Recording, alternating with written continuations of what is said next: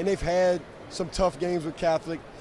Maybe they just opened their eyes a little bit just last week. Probably didn't perform the way they thought. Happy to be here, but not happy with the way they performed last week. Don't count on Karr. I'd be worried if I was on the other side right now that Karr can just come out of this thing and explode like they've shown so many times before. Yeah, like it's scary to even think that maybe all Catholic did was get Carr's attention, and now they're ready to play. You guys could probably tell stories, people who played in your program 20 years ago, 30 years ago, how much they still care about the current kids, the lineup, and the games. Oh, when you have communities like this that follow the program, and then you have legacies that are built and guys go on and play at the next level and you have success, the investment's there. The eyes are there. Those other guys are coming back to watch. All right, that's going to do it for our pregame show. When we come back, it'll be the kickoff of the final championship game for this year's Prep Classic. Enjoy. At Breck Golf, our courses are your courses. A place for family and friends to come together to enjoy the great outdoors, to work on your swing, or get in the game. It's all just minutes away. With convenient locations around the parish and online tee time bookings, it's easy to find your next hole-in-one with Breck Golf. For over 100 years, our families have gathered together to share with each other our challenges and hopes, to take this light we've been gifted and paint a brighter future for the next generation. The seeds we plant today are the bounty we harvest tomorrow. As farmers, we know that together we're stronger than we could ever be apart. We're the Louisiana Farm Bureau, and we're the voice of Louisiana agriculture. If you want to break the rock, you need to make yourself indestructible. If you want to play between the hedges, you need to work out there, up there, down there, everywhere. If you want to reach the win bar, you need to lose sleep, lose count. You need to play every game like you got nothing to lose.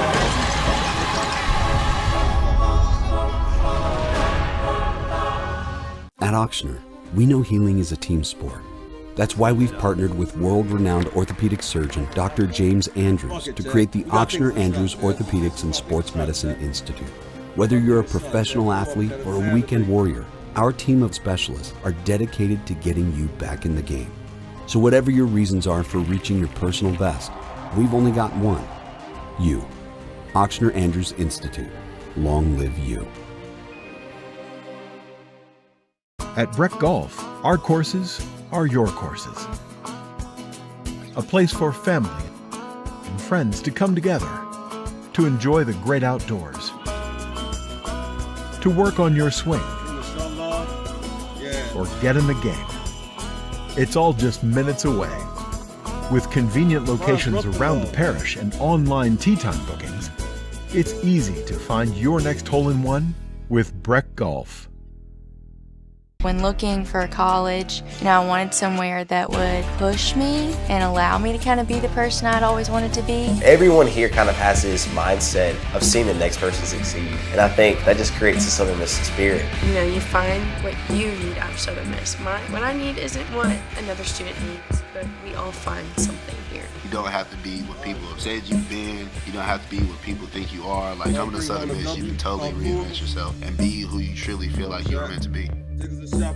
Protect what matters most to you and find out the many ways you can benefit. 100% free tuition and fees to all state colleges. Job training in over 150 different career fields, healthcare, pay, and much more. The Louisiana Army National Guard. Part-time service with lifelong benefits. Find out more by visiting www.lang-recruiting.com. In Louisiana, high school football isn't just a game. It's the heartbeat of the hoop. It's a long, rough road. It starts in the spring, and it's won in the fall. The road is paved by every sacrifice, every victory, every defeat. All roads lead to one place, the Dome. Now you're here. This is where the road ends. This is where heroes are made. This is where legends rise. It's time. Time to rep your school. Time to fight for your brothers. Time to make history. Time to put on for your city.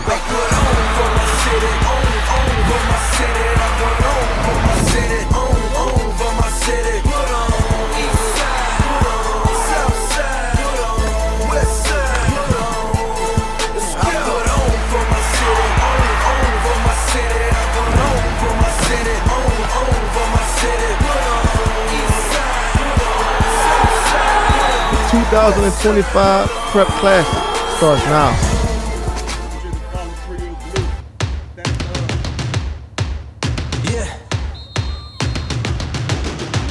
I'm ready to play now. Put me in the game now. I came here to prove it. I'm ready to do it. I can't be afraid now. My time. None of you people can tell me to stop. Lower the lights down. Hand over my crown. Hand over my heart. I do this for my town. I do this for my crowd. So turn me up real loud. My time. My time. None of you people can tell me to stop. In the city of New Orleans, football means a lot to the Big Easy, and we have not had a game like this, as highly anticipated as this one, in decades. It's the Division I Select State Championship game. A battle on the Big Easy, if you would, as the Karr Cougars, trying to go back-to-back, winning state championships, take on the St. Augustine Purple Knights, who are in a state championship game for the first time since 1979, and this is their first Prep Classic appearance. Hello, everyone. Jeff Palermo along with Wade Kaiser. Game 8 of the Prep Classic. We've had 7 great ones. Could we get another one? I think we will, but man, is Karr good. About as good of a team as I've ever seen, and I've been watching high school football in this state for a long time, and I'm sure you would agree with that. But there's something about this St. Aug team. You saw it last week in the semifinal win against John Curtis when it looked like all hope was lost. They were able to rally in the final seconds and beat a really good Patriots team. They got a great leader in Robert Valdez, but they're going to have to play the game of their lives in order to beat the 8th ranked best team in the country in Karr. Yeah, game of their lives, absolutely right. And that's what's been preached to them all week. And you know what? Those guys on that side, Purple Knights, believe they can, right? Believe they can. But standing in their way, the Karr Cougars have circled this date since last year because they want the back-to-back. Yeah. No doubt about it, right? So you got 2 heavyweights ready to go, 2 New Orleans Suns coaching the game. This is going to be fantastic. Let's take a look at the keys to victory. This is the second meeting between these two teams. St. Aug has won 8 in a row since losing to Carr in the regular season. What do the Purple Knights need to do to get a win this time? Well, they better start quick on offense. They can't give up 14 points to this Karr team because it'll be a blowout then. They struggled all year starting quick. And then, like I said already, they're going to have to contain Hollywood Johnson because he can do it all. He spreads the ball around so well. What does Carr have to do? They got to keep their poise. They got to stay steady. They can't have pre-snap penalties. And then they can't give up the big play to the St. Aug Purple Knights and Vashon Coulon. They're really outstanding quarterback. Let's go down to the third member of our broadcast crew today, and that is Skylar Ensign with this Red Zone Fundraising Sideline Report. Well, Jeff, I can barely hear you with all the excitement coursing through the Superdome at this moment. Karr competing for back-to-back state championships, going up against St. Augustine, who is attempting to make program history. Winning will not be an easy feat for either of these two teams. But for Karr, they're playing for something bigger than themselves. They're playing to honor the legacy of their teammate, Corey Adams, who tragically passed away over the summer. In an interview before the game, senior cornerback Hayward Howard said, "This season is dedicated to Corey. We know he would want us to go back-to-back, and we got to go out there and get that outcome." Back to you, Jeff. Thanks a lot, Skylar, and we look forward to your reports throughout the game. What an atmosphere inside the Caesars Superdome, about as big of a crowd as I've ever seen for a Prep Classic game. And we are all set to go, ready to return for the Karr Cougars. That's Gregory Wilford, one of the 15 signees from the senior class that are going to play on Division I football, and this is a huge return. This is Anthony Thomas into St. Aug territory, all the way up to the 40-yard line. Finally brought down by Darren Coates, and a great start here for Edna Karr.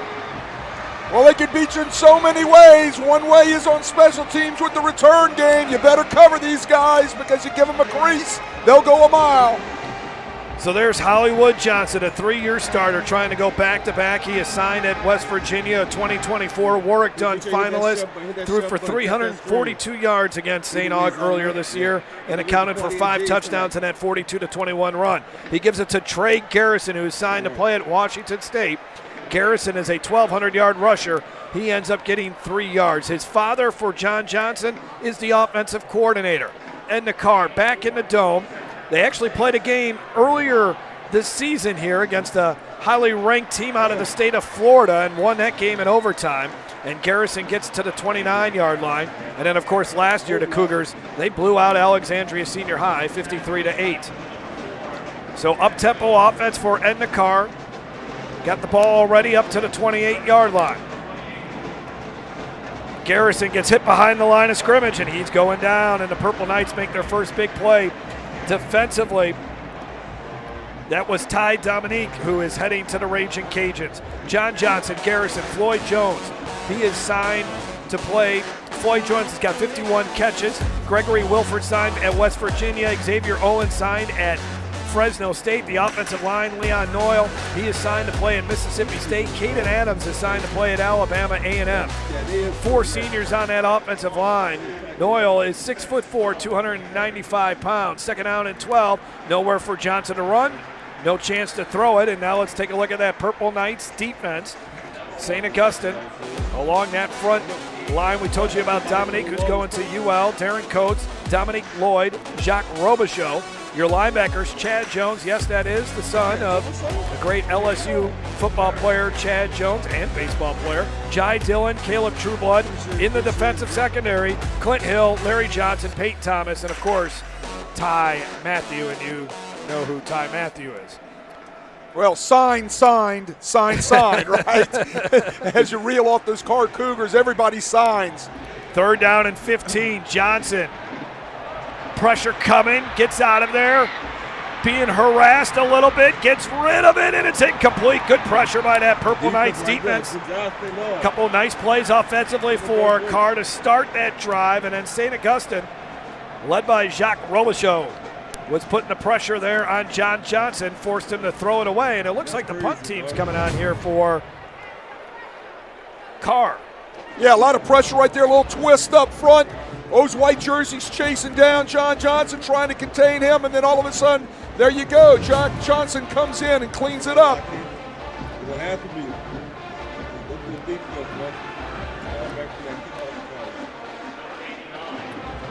Glenn Gurley is the punter for Edna Karr. Nobody's back to return this for St. Augustine. And the Purple Knights will start their first offensive drive from their own 3-yard line.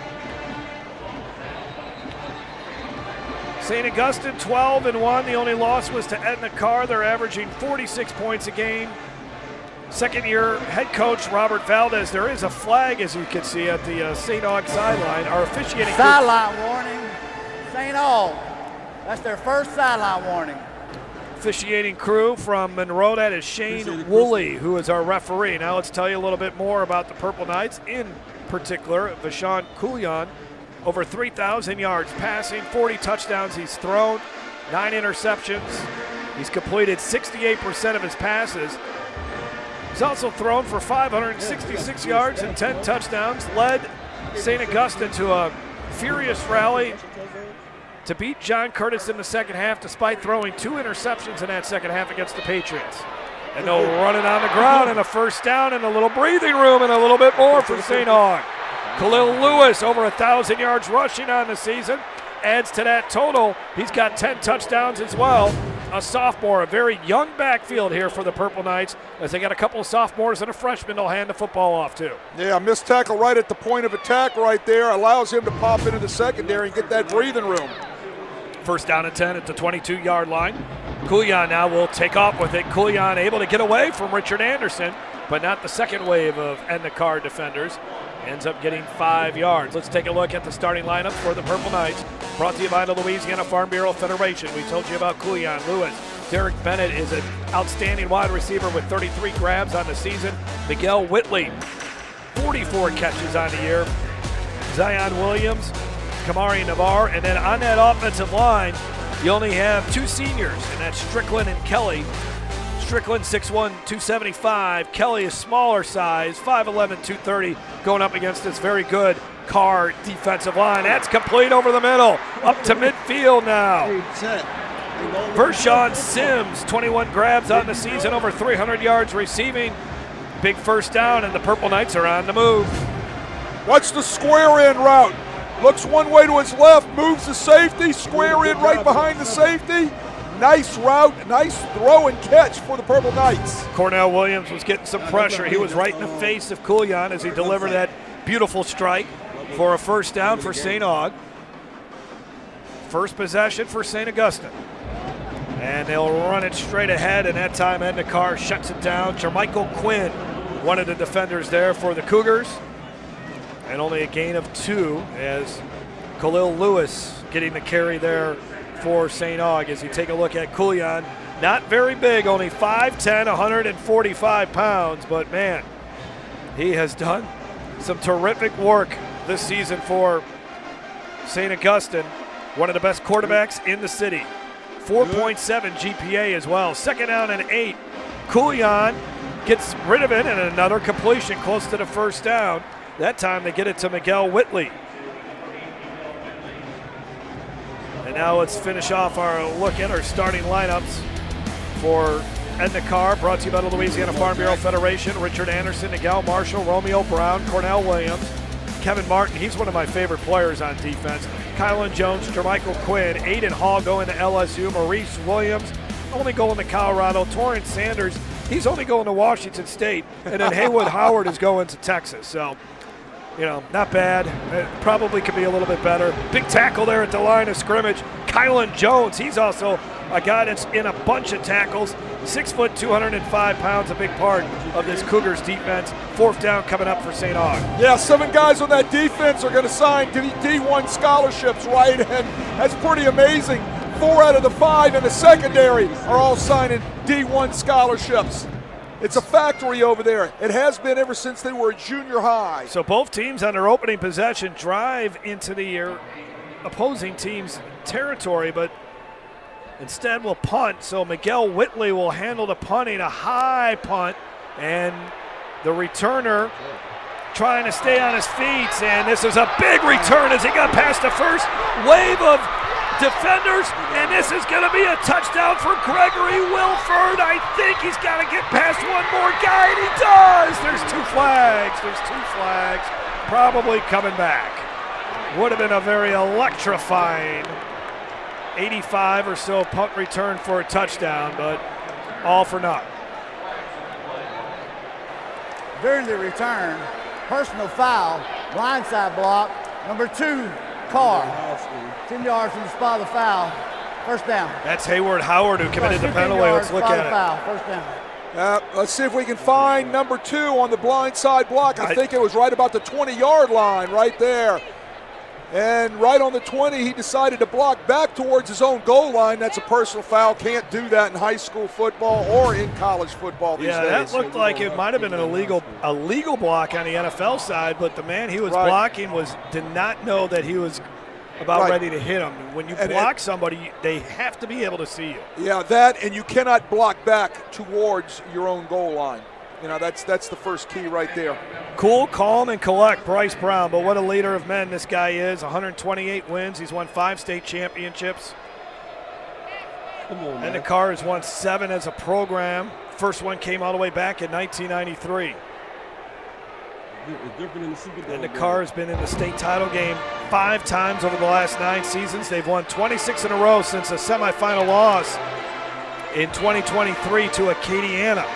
Completion there by Hollywood as he was able to connect to Anthony Thomas. You're going to see Carr move the ball today using 10 personnel, 11 personnel. Sometimes you'll see 2 tight ends, 12 personnel. There's a couple of yards on the ground. Trey Garrison has been really carrying the load, especially in the postseason here. Big back, could just pound on you. 1,200 yards rushing on the season for Garrison. Man, Washington State has gotten smart. They've come down to Louisiana, and they've picked up about 4 or 5 guys around the New Orleans area, Trey Garrison being one of them. It's not bad because they just hired a head coach, so correct. They were able to get these guys to sign without not knowing exactly who the head coach would be. Maybe they knew, but it wasn't public anyways. Garrison a carryover off the right side for a gain of 2, and now we're looking at 3rd down and about 2. Yeah, Garrison over 1,200 yards this year and 19 TDs has really been able to balance things out offensively for the Cougars. Johnson gets rid of it to Thomas, and he goes down behind the line of scrimmage. Big hit applied, and an outstanding job by Peyton Thomas coming up and making the play. And 4th down, and Carr has to punt again. Yeah, well, the RPO does not fool Peyton Thomas, right? Ball's ripped out by John Johnson and throws it out on the fringe out there. And look, Peyton Thomas comes up and makes a beautiful tackle right there. That's it, my man. Looking good on the big screen. Glenn Gurley out to punt once again. This time, Derek Bennett is ready to return. We've played 7 minutes plus. No score so far. Both teams settling in. Bennett will wave for a fair catch, and he takes it at the 36-yard line. It's like 2 heavyweights dancing around the ring, just kind of jabbing at each other, waiting to give that heavyweight blow, right? So they're feeling each other out. Well, we've had a lot of quick scoring in these prep classics. I don't remember a game where we've gone about 7 minutes and have not seen a touchdown yet. For Carr, the top seed, started off their playoff run in the 2nd round by beating Jesuit 39-13. Then defeated Evangel, Pop Houston, and the Eagles 49-20. And then a hard-fought win in the semis last week at Morris Jeff Stadium. A 7-point win over the Catholic High Bears. And the receiver not realizing that Coulion was going to throw it to him. Whitley was the intended receiver but had not turned his head yet. 2nd down and 10. Yeah, St. Aug's going to get it done also with 10 and 11 personnel. They like empty formations. They'll still run the RPO game much like Carr does. You'll see a little bit more outside zone attack too out of the guys in the white jerseys. So 2nd down and 10. Coulion will throw it again. And that time they're able to connect. Whitley across the 50 to the 49. That's going to be a 1st down for the Purple Knights. Yeah, Whitley's one of these guys that runs great routes. He's also great on the 50-50 ball. Look at the slant. Right there, gets inside the defender. Torrance Sanders shows his jersey to his quarterback, Coulion, and the ball's right on the money. So at the 49-yard line.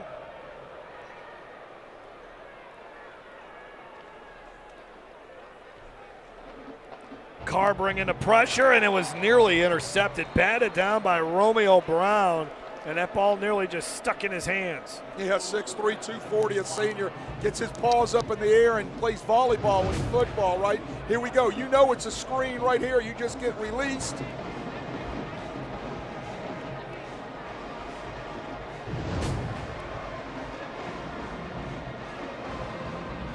So on 2nd down and 10, St. Aug started their playoff run with a win over Acadiana, a high-scoring game of the Wrecking Rams. 55-42 as this pass complete to Bennett. Bennett turning upfield, angled out of bounds at the 35-yard line. Aiden Hall chased him out. But another 1st down for the Purple Knights as Vashon Coulion and St. Aug on the move. After St. Aug lost their star receiver, Raekwon Williams, to a knee injury early in week 10 against John Curtis, all of these other receivers have all stepped up to kind of take on the load, and nobody more than Derek Bennett. Lewis on the left hip of Coulion, who's barking out the signals. Let's see if Carr brings some extra pressure. They do, and they knock down. Oh, that one is intercepted. Oh. Picked off. It was knocked. They got right up on the 5'10 quarterback, and it ended up being intercepted, as that is Ian Gray who picks it off. Oh my goodness, they brought an exotic blitz from the wide side of the field, just couldn't get picked up. They brought more people than the white jerseys could handle. It's still low. Ian Grain gets the tip, low. he gets the pick. He gets to get up onto the big board here in the dome. There's the blitz off the top. Oh, I'm sorry, it looks like number 20 got a piece of that ball. That was Julies Baptiste got the tip. And then the the interception from Ian Gray. That ball hit, after it hit Baptiste, it hits the helmet of Cornell Williams, and then it pops into the hands of Gray. So now Edna Karr will take over at the St. Aug 48. Johnson will hand it off to Garrison. Good job by that Purple Knights defense. I think all playing good defense. Dominique already has made a couple of nice plays. That is the 10th interception, by the way, thrown by Koulian. That ULL signee, Ty Dominique, he's a good football player. 6.5 sacks on the year. Couple of dozen tackles. There he is, number 21, good-looking kid. So on 2nd down and 10 at the 48.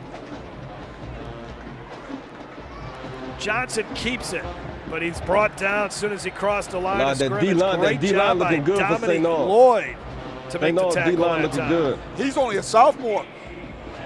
He's getting reps, one of the best defensive linemen that Robert Valdez has already worked with. Loves his work ethic. 3rd down and 7.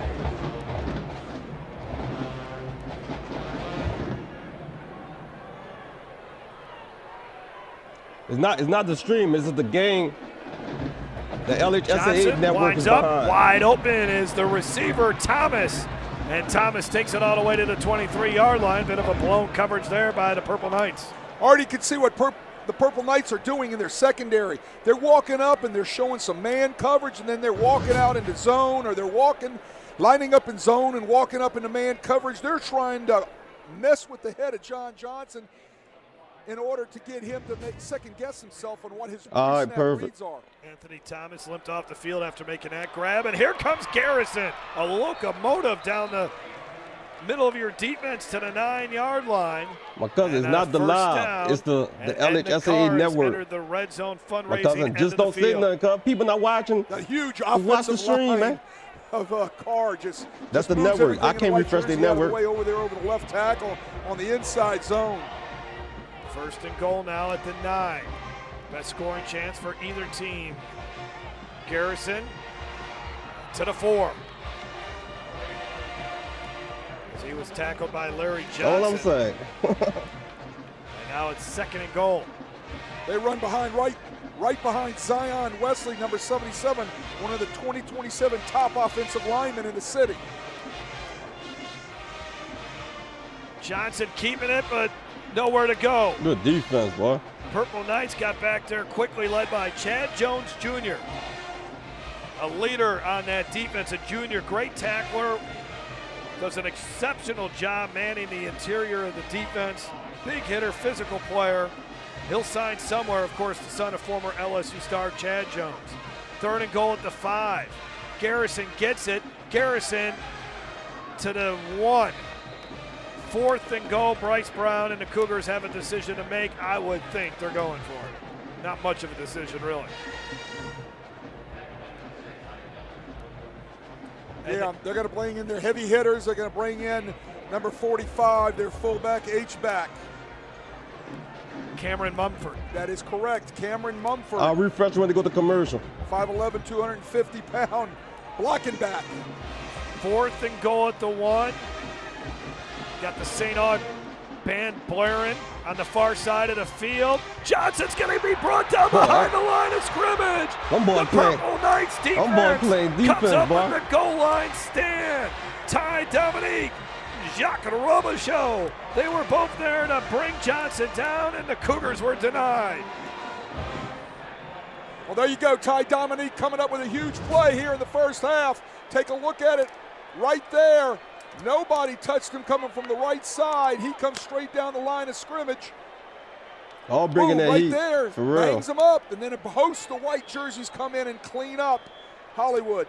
36 seconds to go in the opening quarter. We have a big play, another one after Edna Karr forced the first turnover. The Purple Knights defense makes a nice play to preserve the shutout, and then here goes Edna Karr's defense to work. Kevin Martin got in there and brought the ball carrier Lewis down. Go on, chat.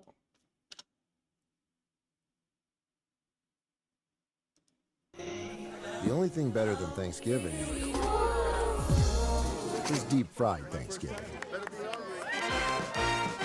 This holiday, get turkey fryers from $49.99 and Blackstone 3-burner griddles at $299.99. His mind was saying one thing, but his legs couldn't catch up to it. And that's going to be your final play of the first quarter. A scoreless first quarter, the first one we've had here in the Prep Classic, the 2025 version of it. Aaron, you're fucking me up, St. Aug and Edna Karr just watch the game, man. for Hey, a Division I Select State Championship.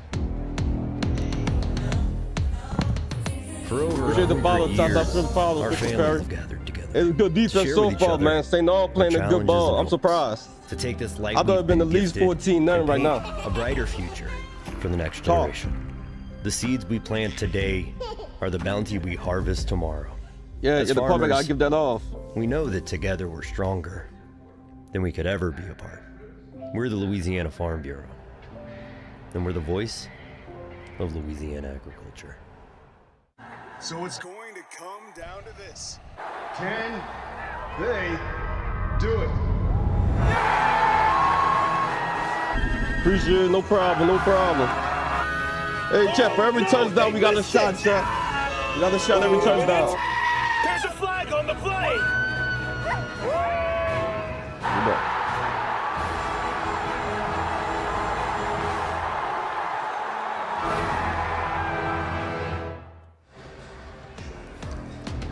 Louisiana Sports Hall of Fame, a proud sponsor of our state championship coverage, and you got to check it out in Natchitoches as you head up there.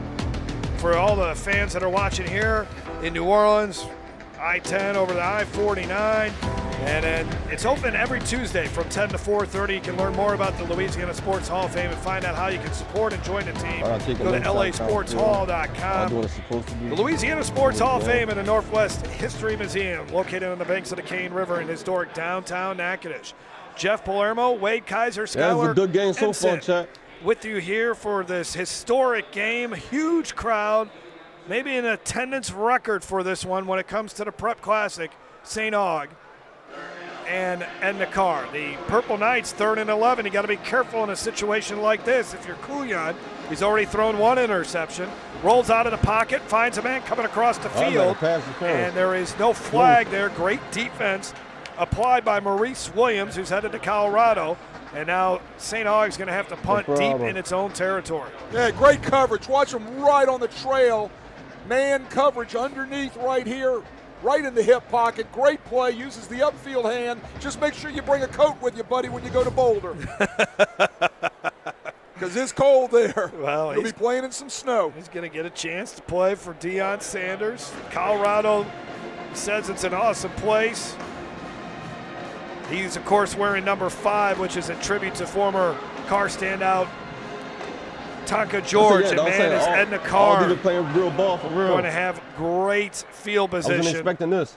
On the return, Gregory Williams, and he brings it already into the red zone fundraising end of the field. For those that do not know, Tonka George was a quarterback and a wide receiver for the Cougars, helped them get to the state championship game in 2010 before he went to Elkhorn State and then was tragically shot, fatally shot after he returned home following his college graduation in 2016. And so the number 5 jersey is something that is handed down in remembrance of Tonka George, one of the great players that have played at Edna Karr. First down and 10 Carr at got the to open 18. it up, man. Trey Garrison. All the way up to about I think about that short game last night. Yeah, you see the explosion, right? Little jump cut in the backfield, and then all of a sudden his vision, he sees it, he hits it, and all of a sudden 3 yards turns into 5, 6, or 7 yards. But man, Tyranny's so Garrison gets another carry, that time stopped at the line of scrimmage. Going down low was Darren Coates, and that's going to set up a 3rd down.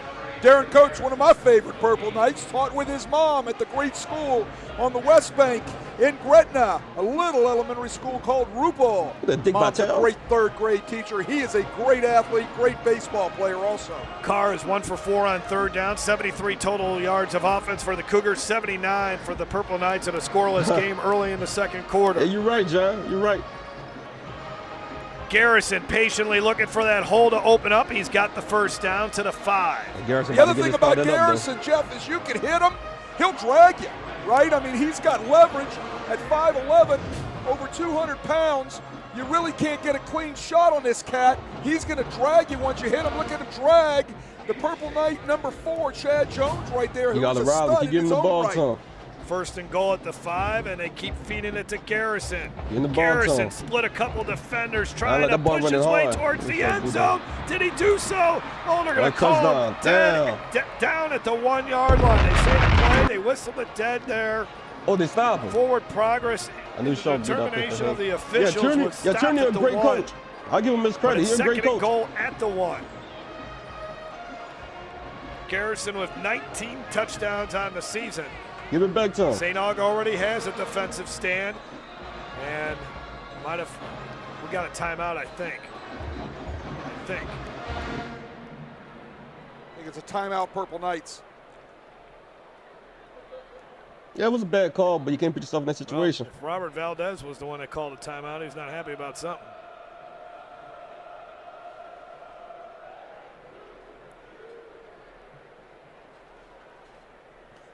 He's very animated over there, right?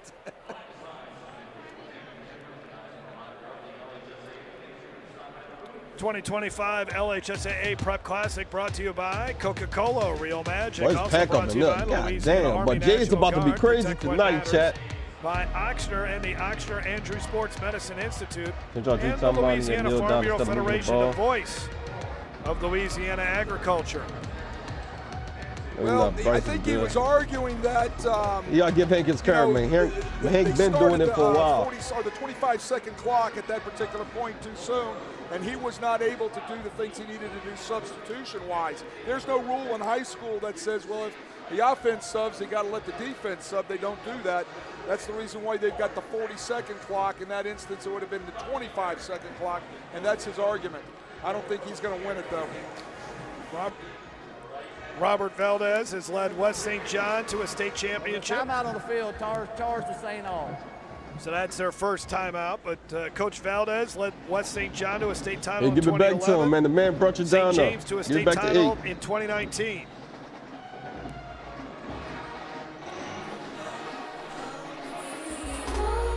The follow, Zeno. 2nd and goal at the 1. Johnson keeps it, went one way, goes the other, touchdown. He loved me, touchdown, Cougars. Whatever you want to do. He loves me, whatever you want to call it. Hollywood Johnson was reading the last guy on the line of scrimmage there, and Coach, who crashed down and took the running back, Garrison, he yanks it out. He disconnects it out and finds the end zone for that was a shot, Chat. Carr's first score. Johnson over 1,000 yards rushing, his 21st rushing touchdown as he gets Edna Carr on the board first. 14 minutes into this game. Yeah, they try to give him the MVP. And now out for the extra point for Edna Carr. Brian Castillon, and he gets it through the uprights. And Edna Carr trying to go back-to-back. Trying to win their 27th in a row. Finish top 10 in the country as we watch this play again. There's the RPO. He read it good. He read it good. He had to forcefully take that out of Garrison's hands. He's so dynamic. He's so strong. He can do it with his arms. He can do it with his legs. Rich Rodriguez told the young man, hey, come to West Virginia. You can play quarterback. Boy, did he switch in a minute, because that's what he wants to do. There you take a look at the history of state champions in Division I Select over the last 10 years. When Edna Carr won it last year, it was their first state championship on the highest level of play. For so long, they were a Class 4A school, made the decision a couple of years ago to move up to the Catholic League and play at the 5A level. And Took them a little bit, but they finally got to that state championship. But Catholic High's had a great run. John Curtis winning another title in 2022. Rummel won a title in 2019, so it's been kind of dominated by Catholic. Edna Carr, John Curtis. Catholic High and Edna Carr met last week. Actually, the last two semifinals. Some of the real ashy jit. Catholic High have met with Carr winning in both. They cheated the whole game. The asterisks, by the way, mean that those state championships for Catholic were taken away. But Bryce Brown, former You say he a top? Edna Carr, you asking former him? You said that he a top 5 quarterback? I don't think player. so.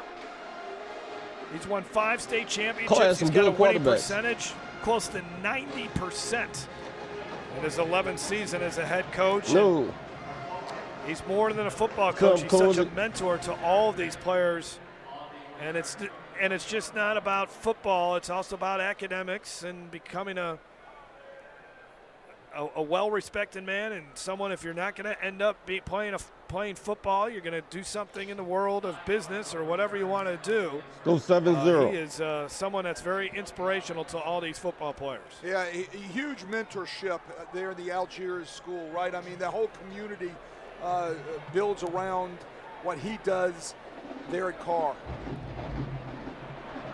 Cohan Davis gets the carry for about 6. Let's send it down to the field for another Red Zone fundraising sideline report, and that's Skylar Ensign. Coach Valdez said that it is a fantastic experience to be here, and he wants his kids to live in the moment with all of their alumni watching and to play their game. He said to be the best, you have to beat the best, and there's no better way to establish their program than by being here today long term. Back to you, Jeff. Only the second high school coach to lead 3 different schools to a state championship game. Nick Salta-Formaggio did it first. He completed the trio last year when he brought Franklinton to the state championship. But Salta-Formaggio brought Hahnville to the state title and won a state title with East Jefferson. Valdez, of course, went to O. Perry Walker, was an offensive tackle there, then went on to Southern and was part of a couple of national championship teams for the Jaguars in the 1990s. Third and long is this drive, not really doing much here for St. Aug. Let's see if Coulon can change that. Zips it out to the near side. The receiver's going to have to make some move. Sims moves upfield, needed to get to the 39, only got to about the 34. St. Aug will likely have to punt here on 4th down. Yeah, Sims another one of those receivers that's carrying the load since Williams got hurt back against John Hey, you may be Curtis. right then. You may be right. He may be a top 5. 6 yards, 4 TDs. He runs a nice out route there. He just doesn't get the sticks. Munchie was a dog, Brings though. up 4th down and 5. Purple Knights will punt. Miguel Whitley to punt. Ready to return, Gregory Wilford. High snap, and now Whitley's just going to have to try to run for the 1st down, and he can't. He is stopped right at the line of scrimmage. And again, Edna Carr is going to have fantastic field position. Well, you can't make those mistakes against Carr. No, not at all. Not against Carr. You'd have no breathing room, right? He had guys in purple jerseys bearing down on him. So if the snap's off just a little bit, they say if Patrick Surtain played quarterback, you're in trouble. Too high, just could not get down and get for Carr into his kicking motion, right? So here we go. Carr's taking over in great field position. Well, this is where St. Aug needs to come up with a big defensive play with Edna Carr starting at the Purple Knights 34-yard line. Johnson looking downfield. He's got a wide receiver who's broken open, and it is caught. Anthony Thomas inside the 5-yard line. Thomas had to wait on that a little bit, right? Almost allowed the defender from St. Aug to catch up and make a play. Had he been led with that ball a little bit by Johnson, he wouldn't have had to slow down and wait on it. Look right here. You see how he waits on it right there? Had to come back and get it. Almost making a play right there was 27, Larry Johnson. 1st and goal. Now 2nd and goal is Garrison. Brought down by a bunch of Purple Knights, including Chad Jones, is Edna Carr inside the Red Zone fundraising end of the field. I don't know. 2nd and goal at the 1. Touchdown, Carr, and they're up 13-0. Trey Garrison into the end zone. And Garrison gets in for the 20th time. Should have followed Matt Shiesty. Well, he just runs right behind that big offensive line who gets a shove on the white jerseys, knocks him back off Looking the ball, rough, man. and he walks into the end zone. got to come with it on offense. You know, he's tough to stop unless you get some sort of penetration. They got no penetration talking about St. Aug, and when that happens, he's going to do what he does. The extra point is good. And Edna Karr, a 14-0 lead, and it's really become paramount that St. Augustine respond with some sort of score. Right, well, they've done this all year, talking about St. Aug. They've gone down 14-0, 12-0, all in games in the Catholic League and in the non-district, but they fought their way back into it to win things, all got right? an answer now. Yeah. The problem is you can't go down 14-0 to a What team did they like do? Karr and expect an easy fight to get back in, right? Well, Robert Valdez's team, it was a tough journey to get to this spot. Mentioned it earlier, had to beat Acadiana. You never like to see the Wrecking Rams kind of looming as a double-digit seed because you know how good they can be once they get into the playoffs, and if that Veer offense is really cranking, they're so tough to stop. Yeah, well, it's cranking that night. It's not over yet, Josh. It's not over yet, man. Acadiana right across the top of the first They got to make a play right here. and had to fight back, you know. Fought back there, and then after beating Acadiana, you got to beat Rummel for a second time, and then you got to beat Curtis for a second time, and now you're going up against the 8th-ranked team in the country.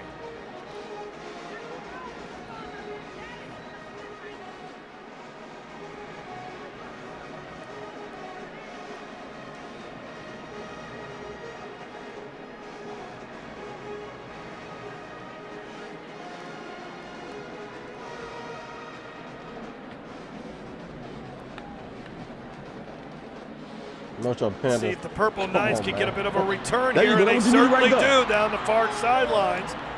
Derek Bennett up to about the 45, 46-yard line. They mark him out at the 45, so now St. Aug has some good field position to work with. Yeah, Derek Bennett's only a junior. He'll be back next year to supply a lot of electricity to the St. Aug offense, right? He certainly has in the second half of the year just electrified the Purple Knights and their base, right? He had the winning catch last week on that drive against John Curtis. 70 yards, 6 plays. Coulon hits Bennett in the end zone for the touchdown with no time left on the clock. From the 45 here for Coulon. 3 and out last time St. Aug had the football. Coulon. Oh my goodness, big hit, but hanging on to it is Sims. And flags are coming. Hayward Howard delivering a big blow. Well, I'm going to be interested to see what this call is.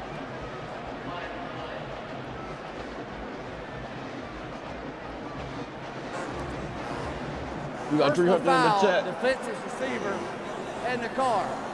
15-yard penalty. First down. Give the follow signal. Okay, here we go. Let's take a look at it. Haywood Howard comes in and just delivers a boom right here. Damn. Okay, you know. That's clean, man. Give me my soapbox, right? You got to be able to play defense in this game. It's a physical, violent game played by physical, violent people, right? I know he was kind of hung out to dry right there, but he didn't lead with his helmet. It didn't look intentional. It was a good hard like that call, I'm sorry, I disagree with that. Well, they're actually going to review it. So we'll see what they decide to do after they look at that review as Coach Valdez trying to get his team fired up. Robert Valdez, who was actually born in the Dominican Republic, and then he joined his immigrant parents at the age of 8, learned English in 3 months. Sesame Street really helped him learn English, so we get another look at it there. Lucky me with his shoulder. Yeah, I don't. To me. There's a lot of me that agrees with you, Wade, because you could tell he didn't want to go in there with the helmet. there's a receiver that's coming across the field. Does he just let him go by and catch the pass? Exactly. Here's my point. There's no targeting I don't see no rules contact in from the helmet. Federation. You can have a personal foul on a defenseless receiver or a personal foul with unsportsmanlike hitting, something along those lines. You do not have I ain't gonna lie. I like that they do the reviews he's playing in the dome. defensive football. You can't let the receiver Should've just reviewed catch that the shit ball last and run night, across but your face on a that's either here or slant there. route like that. You got to come in and bring the wood.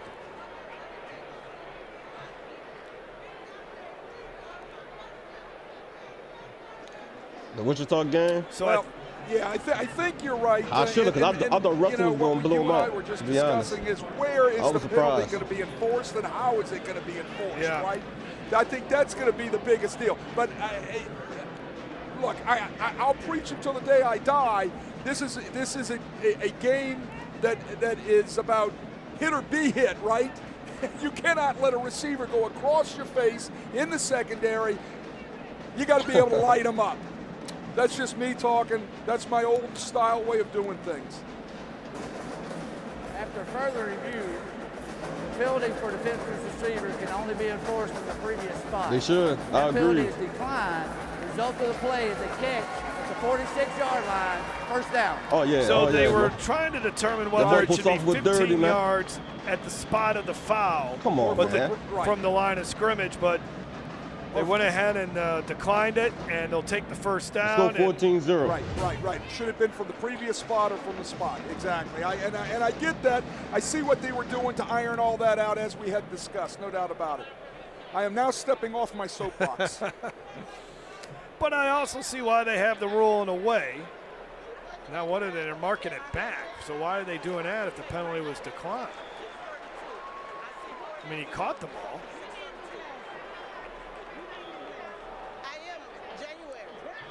So they have the whole conversation in the background. Yeah, you need glasses, ma. Okay. Oh, okay. So they had the catch was at the 46-yard line. That's right. Okay, so the catch. So they marked it off at they marked 15 yards off from the spot of the catch, but the catch was at the 46. First down. Okay, I couldn't remember where he actually caught the football. So there you go. More of a discussion Goddamn, here refs. as they talk it out. Make sure they get this right. You can tell the ref not used to this. They're still talking it out. Yeah. It's about where the spot is of the penalty enforcement. I didn't know whether they're probably going Back to change the clock upstairs. to see where it was at. He got to do glasses Again, next folks, week. let's remember you don't have replay throughout the regular season of high school football, so it's kind of new to the officials, new to the coaches when they get to the dome. Make sure y'all share the live, man. Subscribe up. Follow me on my platform. Good thing in a way, Appreciate bad thing y'all. that it kind of slows things down and doesn't keep things rolling, and you lose your momentum. And I think we're ready to play. TT using somebody else's glasses. All right, back to football. First down and 10 at the 46. Coolian, nice job by the receiver to come back to the ball. Excellent. Miguel Whitley makes another big catch. First down, and now the Purple Knights, they're the ones on the move. Watch how Coolian puts the ball in the only place where Whitley can catch it, right away from the defender. He places that ball perfectly to give his receiver an opportunity to go up and get it. Man, does Coolian throw a nice ball for a kid that's 5'10", 145 pounds. I think he looks a little bigger than that in my estimation, but now whistles, flags, illegal procedure, false start, something like that against St. Aug.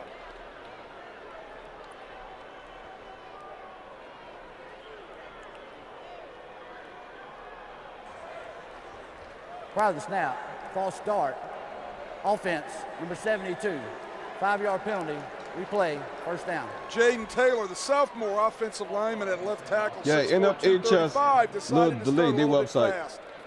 The main guy on we that here. offensive line for St. Aug is Elijah Menville. Calls all the protections. He's strong, he's athletic. He started as a sophomore. He's a junior this year, 6'1", 260 pounds. And another movement on the St. Aug Now, offensive Stream, line. if it's and a all of good sudden basketball this game, I drive will. is starting to derail. Prior to the snap, false start, offense, number 52. And that one was penalty. Landon Kelly, Remains. the First senior, down. 5'11", 230. You know, just like that, you're first and what, 20? Yep.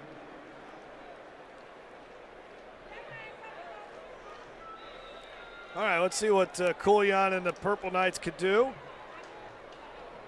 Got to get all the way to the 12 as they start this series of downs at the 32 now. Coolion's going to run straight ahead if he can get past it. Oh, they took the ball away from him. Oh, what a defensive play there by Edna Carr. Stripping the football away, looks like Jules Baptiste. It was Jules Baptiste. Just took it away. He said, excuse me, I'll take this. Second turnover by this Edna Carr defense. Quarterback draw, everything's set up, goes to an empty formation. Look at Jules Baptiste just rip it out right into his hands.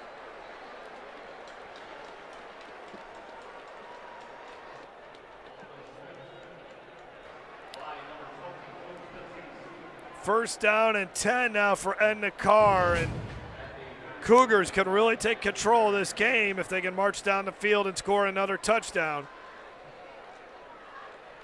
Yeah, looking bad now, chat. As they got the ball at the 37-yard line. So talked about St. Aug having to play the perfect game. 2 turnovers in this first half by your quarterback is not going to get it done. And a lot of it is because of the pressure that they're getting on Coolion. Had the batted ball, and then they just stripped it from him. Johnson now will deliver a strike, but dropping the pass was Xavier Owens. And here comes some more flags on a defenseless receiver. I'm assuming.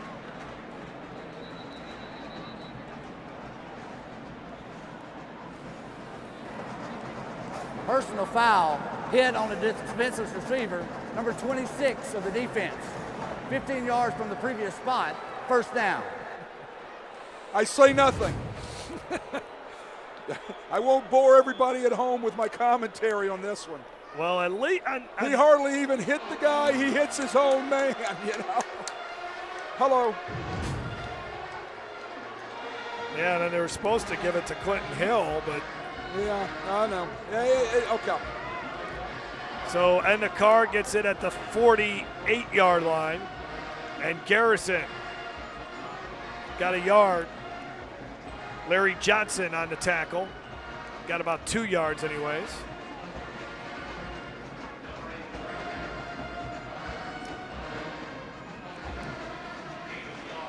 Well, you know, when you have flags on the ground like that, you just get a big turnover. That, you know, that hurts somebody's momentum when they have to stop and do all of that type of stuff.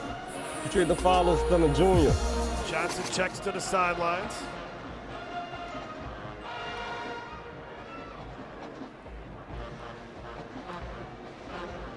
Here goes Johnson. Flag flies. Johnson really got hit hard at the end of that play. Yeah, quarterback run all the way. Boy, he's so dangerous when he just takes off with that ball, but he's got blockers in front of him running a blocking scheme, right? Going to be holding on St. Aug. Yeah, she lost her money, River Roll. I think you would want to push him back. Yeah, I would. I mean, yeah, make it 2nd and 19. Right. Holding. Offense, number 76. 10-yard penalty. Come back at 5. Replay. Third down. That is big Eamon Correction. Drake. Second down. And when Eamon Drake holds somebody, number 76, 6'3", 390, he's holding God something. damn. Yeah, I was going to say you're not getting away from him, right? Because that is one large human being right there. So you're 2nd and 19. I think I talked about how being 2nd or 3rd and an Uber ride for this offense really doesn't matter, right? They'll get themselves into position to get the first down, if not get it all in one play. That's how electrifying they are, and they strike. He's not fast. bumping them out. John Johnson kind of Ashley. rotating that shoulder around a little bit. Got 1 second on the play clock. The officials are saying that the play clock should be reset. So even though it's at 0, they play it on. They run a screen, and now turning upfield is Wilford into St. Aug territory, back to where the series of downs started at the 48. You know, just like that, you're right back inside the sticks, right, for a third down. St. Paul that bad? 3rd and 9. St. Aug's defense has got to do something here. Jai Dillon hustling off the field as St. Aug gets their 11 that they want on there.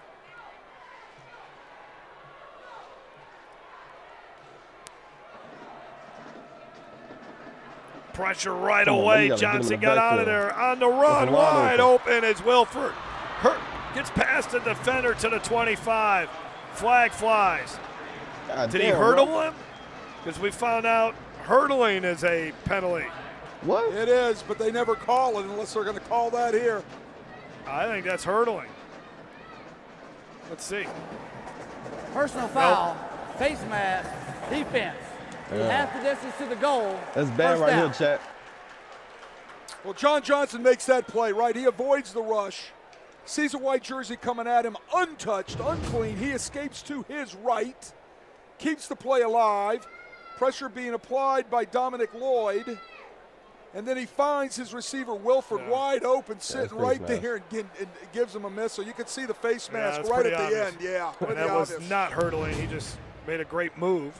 Did Gregory Wilford and Edna Karr. They are inside the red zone fundraising end of the field at the 13-yard line. Either.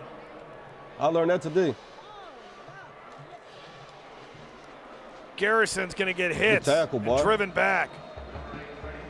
Outstanding tackle there, but you're going to need more of that. If you're the Purple Knights, that's great, but you need more of it. Clinton Hill on the tackle. I never knew that, man. What did Robert Valdez say about Clinton Hill? That he's considered a Swiss Army knife. He does a little bit of everything. He can play in the secondary. He can play up on the line of scrimmage as a linebacker. They use him all over the place on special teams. Expect him to sign somewhere in February, a very physical player. Johnson, before he gets hit, wide open is Wilford. Touchdown. Touchdown, Cougars. It's 20-0.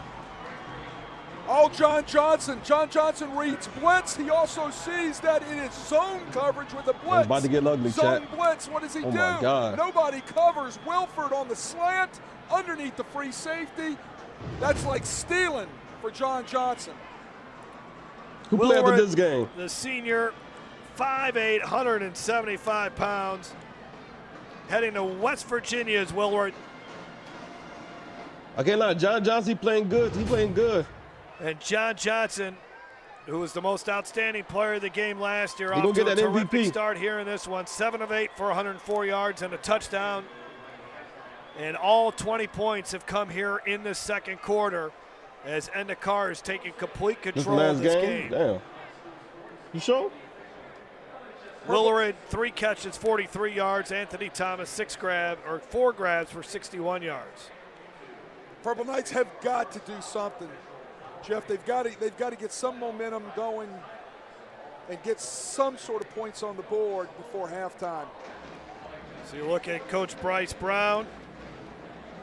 He's really happy as far as what John Johnson's been able to accomplish. I know the guys were talking about it during our pregame show about how he had, 3 wide receivers a year ago that signed to play at the Division I level. So then John Johnson, who's really a student of the game, had to learn with this offense with a new group of receivers, and they have not missed a beat at all.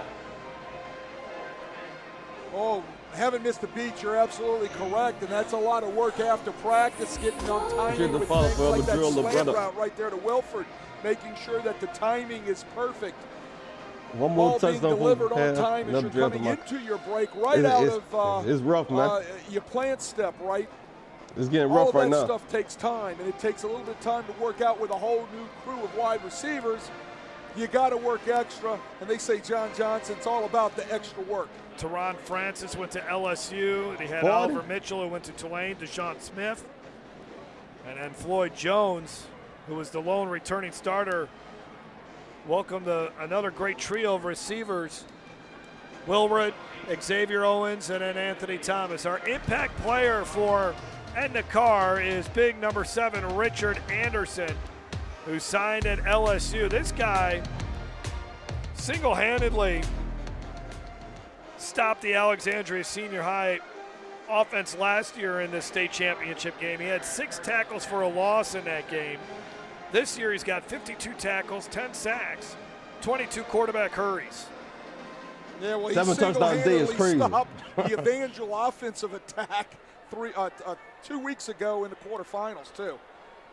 Seems like that's all the guy does. Single-handedly does something. When he explodes, he explodes.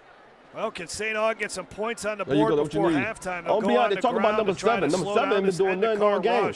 That's been getting all over St. doing a good job against Khalil Anderson. Lewis on the carry for the Purple Knights. And Lewis, they've been whooping them all game. 4 carries double for team 20 yards so far. They've only averaged been kicking them out. 2 yards a carry has St. Aug.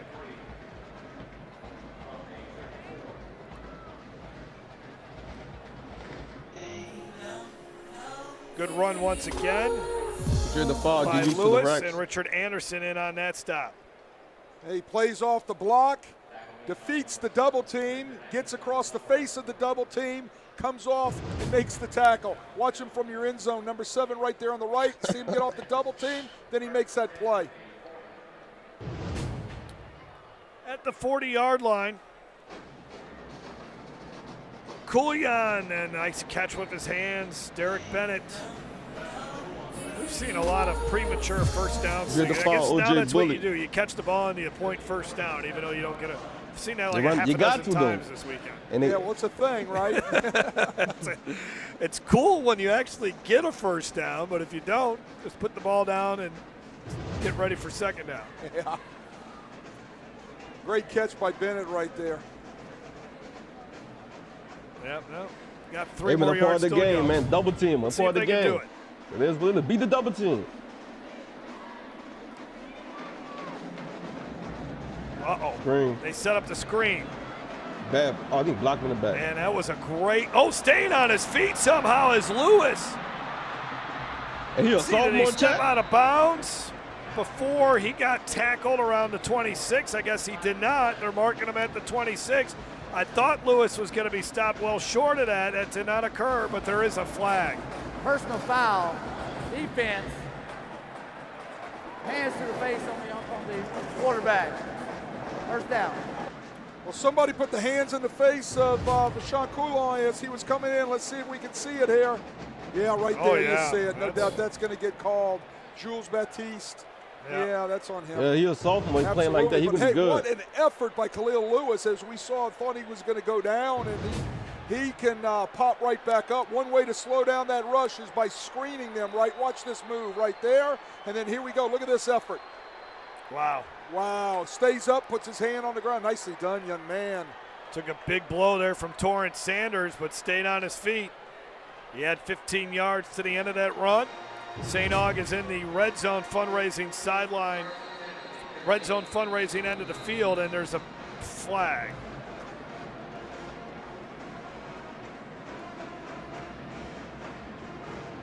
And the Karr is trying to say that he stepped out of bounds. I think they want a review.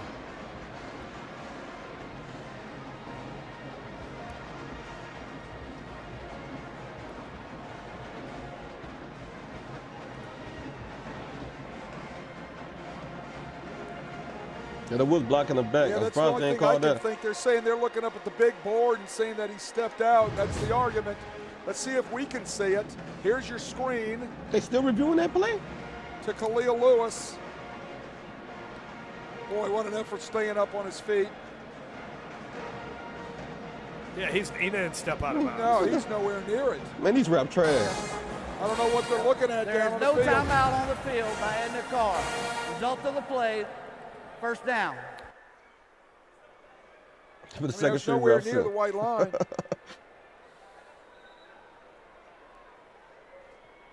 There's that Orgeron. He's just laughing. Oh, look at him. He's been here for 3 days now. Can't get enough of Louisiana high school football at Orgeron. 1st and 10 at the 13. Coolian. Appreciate the foul, Mikel 800. Hit as he thrown. The ball is up in the air, and it was nearly intercepted by Romeo Brown. Now, the question is, was that a fumble? That's why you have a Carr player returning it to the end zone, but I believe that was a forward pass. I don't think it went backwards. Yeah, well, Cornell Williams gets there and hits the throwing arm of Coolian, and like you said, I think it's a forward pass. So thus it's incomplete. Watch right here on the side of your Further play film there. Oh my the God. video, you can They see gonna be- the arm They'd be coming more than the through right NFL. there. Cornell Williams getting home to knock that ball and the arm back. And then Aiden Hall picked it up and ran it all the way to the end zone, being very smart of Joe him. going in to case Tulane, they- man. I'm calling it. Let's see, does this go from the 16 is where he delivered, or the 21? Oh my, this might be.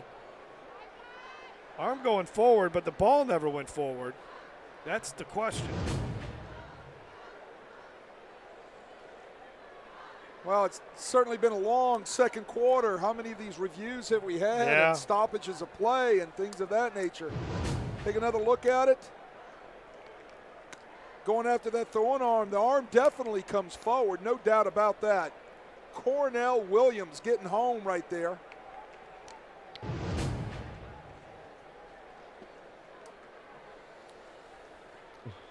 Well, Robert Valdez, the this refs is looking not on how he Google wanted to for see the- the for the first half calls. go, as this team is in a 3-touchdown deficit right now.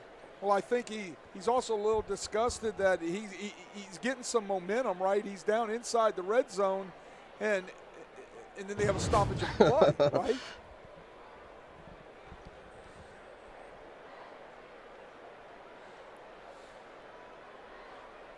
I mean, he's upset that all of his momentum's getting taken away, and he knows how important it is that he's got to get on the board before he goes in that locker room. Come on, man. I'd be a little upset too. We get 600, we can take another shot for 600. But it doesn't take much to get me upset, so I mean, what's the difference, right? If my dinner isn't on time, I get upset, my poor wife.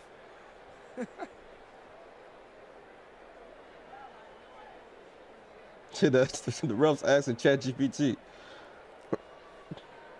Uh-oh. Hey, Tyrann Matthew hanging out. The Honey He will- Badger. Yeah, he from will be Louisiana. our halftime guest. Talking with Garland Gillian. The Honey Badger. I had the great opportunity to coach against him all of his years he was in high Talk school. about an assistant. Was it the Honey Badger back then? He was anything he wanted to be back then, man. He was phenomenal. Further review. Appreciate the father, Blaze Styles. Fumble by the quarterback. Recovered by Carr at the 25-yard line. First down. So they called a play dead as it was recovered, and Robert Valdez is saying, are you serious? I gotta look at that again, chat. He's saying that his arm goes forward, but if the ball never goes forward. I don't know. He wants a timeout. He wants an explanation. Yeah, well, he's not going to get it. He's a waste of timeout. I mean, Appreciate it, 148 Blaze. left. He needs to vent a little bit. I get it.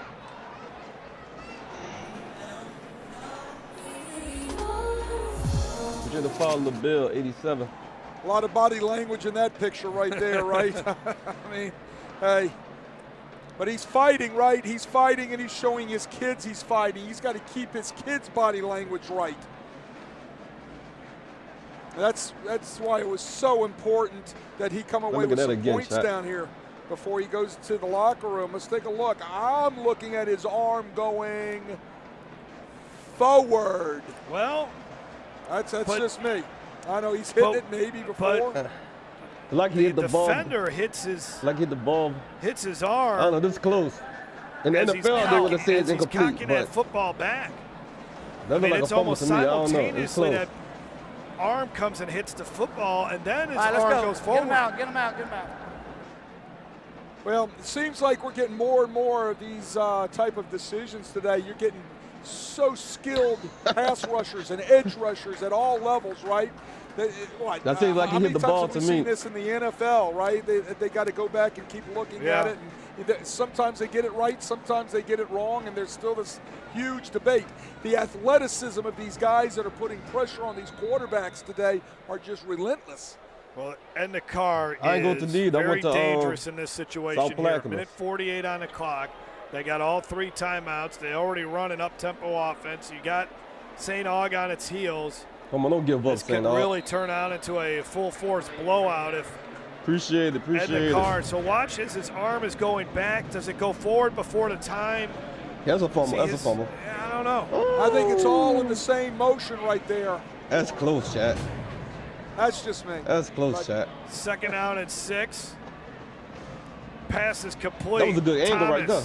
Thomas gets hit by a couple of Purple Knights.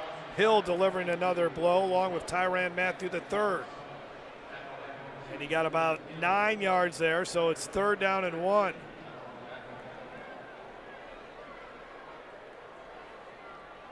They give it to Garrison. Garrison gets upended. He needed to get to the 35 to get the first down, and he does. And the Carr will most likely quickly get up to the line of scrimmage here. They'll move the chains, roll the clock.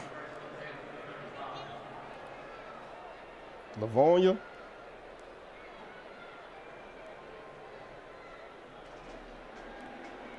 Johnson, before some pressure gets on him, he runs ahead, and then there's a flag. Dominique in on another stop. I said that was close. Had a really good game for St. Aug despite the score. They're going to get a holding penalty here. Clinton. Holding. Offense. Number 72. 10-yard penalty. Replay. First down. I don't see a 72 out there. He's real. Man. I would say number 78, Michael Williams. Guess what? He's a big dude, too. 6'2", 290. One of the smallest ones on that offensive line. Leading St. Aug in tackles in this half. Clinton Hill has 8. Chad Jones has 8. And it's first down and 20 at the 25. Yeah, these are probably got knee pads on. Some kids don't even run knee pads no more. Johnson escapes the rush. But the ref holding to his side to throw another and flag. It was nearly caught on the far sidelines by Thomas. Well, he put the ball only one place. If he could catch it, he'll catch it. If not, it would be out of bounds and incomplete. Again, it shows the presence and athleticism of John Johnson being able to make throws like that and get away from the pressure and things of that nature. The knock on him is he's too short, but I'll tell you what, I don't think so. I think he's going to be a great college quarterback. Right. Garrison up to the 20, 33-yard line as the final seconds of this quarter will the run ref was ready to off. throw that flag, boy. And a great second quarter for Edna Carr as they scored 3 touchdowns and take a commanding 21-0 lead at half. John Johnson, a TD run and a TD pass, and Trey Garrison, a touchdown run. Gregory Wilford, 13-yard touchdown, and then there's the 3 turnovers by the St. Aug offense. Let's send it down to the field for this red zone fundraising sideline report. Coach, how important has your special teams been this first half? Well, they cut his volume off. Yeah, keep talking about the defense against a really solid St. Augustine offense. Yeah, and we got to bend but don't break. We got to keep playing good red zone defense, and we got to capitalize on turnovers. What is going to be said in the locker room to set the tone for the second half? Physical in the second half. Physical in the second half. Thank you, Coach. Back to you, Jeff. Bryce Brown and the Edna Carr Cougars lead it 21-0 at halftime as John Johnson has been tough to stop, and the Cougars lead by 3 touchdowns. This is rough, Chad. This is rough right here, Chad. Protect what matters most to you and find out the many ways you can benefit. 100% free tuition and fees to all state colleges. Job training in over 150 different career fields, healthcare, pay, and much more. The Louisiana Army National Guard. They Part-time kicking y'all service ass. with lifelong Ain't lying benefits. about that. With Find out more by 3,600 visiting viewers on YouTube. Shout out to YouTube. www.lang-recruiting.com. For over 100 years, our families have gathered together to share with each other our challenges and hopes, to take this light we've been gifted and paint a brighter future for the next generation. The seeds we plant today are the bounty we harvest tomorrow. As farmers, we know that together we're stronger than we could ever be apart. We're the Louisiana Farm Bureau, and we're the voice of Louisiana agriculture. At Auctioner, we know healing is a team sport. That's why we've partnered with West Bank, world-renowned going up on orthopedic Jays surgeon tonight. Dr. James Andrews to create Jays the Auctioner going Andrews down. Orthopedics and Sports Medicine Institute. Whether you're a professional athlete or a weekend warrior, our team of specialists are dedicated to getting you back in the game. So whatever your reasons are for reaching your personal best, we've only got one: you. Auctioner Andrews Institute. Long live you. When looking for college, I wanted somewhere that would push me and allow me to kind of be the person I'd always wanted to be. Everyone here kind of has All right, this Chad, we'll be mindset back, of Chad. seeing the next person succeed. And I think that just creates a Southern Miss spirit. You know, you find what you need out of Southern Miss. What I need isn't what another student needs, but we all like the find highlights something from the here. shot. You don't have to be what people have said you've been. You don't have to be what people. In the short game.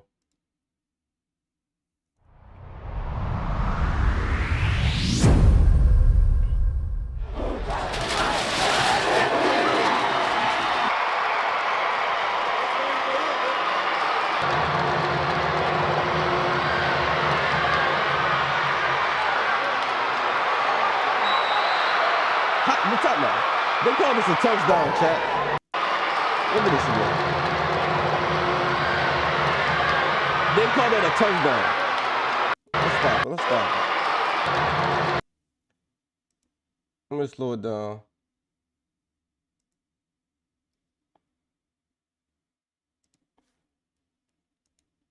They call this a touchdown.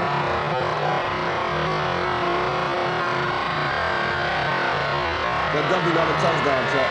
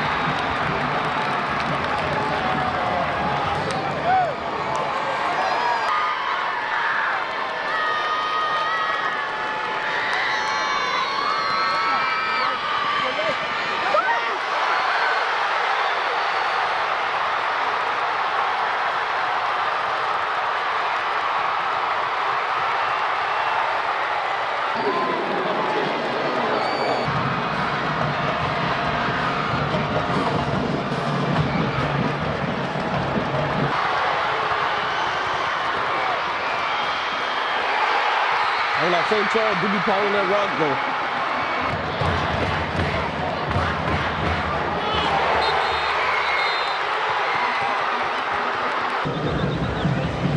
You feel bad for Shaw?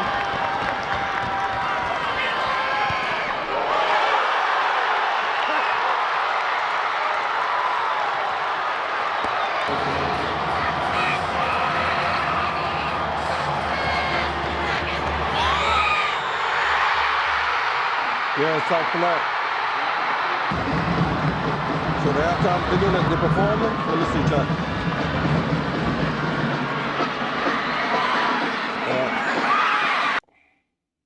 They're back on. But in the time being, is doing this freelance media work. I started a podcast about a month ago. It's called In the Bayou with one of my best friends from St. Aug. And we're just talking about Louisiana. We're talking about everything that goes on the bayou and just trying to highlight all the great things that come with our great state. I got a suggestion for you. Yeah. Marshall Falk's coming on when you get off. Okay. He's now the coach at Southern. Yeah. Maybe check back with him in a year or two and see if you still want to be a got coach. a job for me. Yeah, absolutely. or if he thinks it would be good for you to be coach. Yeah, okay, good deal. Guys, you got anything for Tyron? I think Coach wants to introduce you to some property in Lutcher and also myself in Lafayette, Louisiana. If you want to bring your family over there, and we might have some schools you'd be interested in having your kids play at. Look, you inspired a number of kids across the state. Me being from South Central Louisiana, there are a number of kids who were totally weren't big enough. And they were inspired by your play and how you changed the game in that sense. So thank you for that and how you played. Where did that passion for the game come from? Man, I think it really just started with, teammates. Like, I remember getting out of school, I used to always want to go to the park and just be around my teammates. And I think it really started from there. And I told this to the St. Aug guys before the game. I said, man, like, y'all probably see me make a lot of plays, but I just want to do my job for the dude next to me. Like, I wanted my coach to know that I was responsible. He could trust me while I'm on the football field. So I probably say all my great plays and all the great things I've done on the field, I was always inspired by my teammates. So those guys always kept me going and encouraged me. Well, I want to ask you about one of your former teammates because I heard stories. Obviously, I had the privilege of coaching Jarvis Landry in high school. And I know y'all had some pretty epic battles when on the recruiting circuit and then when you got to LSU. Can you talk a little bit about that? That's two passionate guys going at it. That was fun, man. That's when I realized, too, that, man, like, we have so much talent in this state, right? But, yeah, I remember competing against Jarvis, especially at the Tennessee camp. We went out there, and it really became the Tyron and Jarvis show, right? And then, obviously, we go on to play at LSU together. But one of the things I respected about Jarvis was, he was a 5-star receiver. But his freshman year, he was knocking heads off on kick return, right? And so I think you need those type of players, especially when you want to win a championship or you're building a championship team. You need your 5-star players to do a little dirty work. So Jarvis always had my respect in that regard. I remember that team, and although the 2019 team is probably the greatest team in the history of college football, that team was pretty close. Yeah, we was tough, man. And I tell you, too, like, we enjoyed playing with each other. Like, we took great joy in that. And then, obviously, just all of us kind of encouraging each other and pushing each other to the next level. I say a lot of us ended up making it to the next level, and I think a big reason why was because, how close we was and how hard, with 21-9. How accountable we kept one another. You know what hurts me a little bit? We do a Player of the Year award with Warwick Dunn. He was fantastic in the league and in Florida State National Championship. And then you're sitting here, and a lot of these young kids don't know either one of you. Like, we need to get you on more so they can find out who this guy is, because this next generation, they're only focused on the people who are on the field now. I know that's right, man. Obviously, hopefully when I get into coaching, they'll know who I am. So you gotta do like Kirk Signetti. Google me. Oh yeah, for sure. That's his quote right now. Is Google me. Don't Google me. Google Tyron. You know what? I could talk to you all day. We could talk to you all day. But I guess we're going to make room for Marshall. Pleasure having you on. Absolutely. Don't be a stranger. Oh, yeah, anytime. Appreciate it, man. Thank you. Pleasure meeting y'all. Oh, yeah, sure. All right, we'll be back with more of the halftime show here at the Prep Classic live from the Caesars Superdome at the Karr, leading St. Aug 21-0.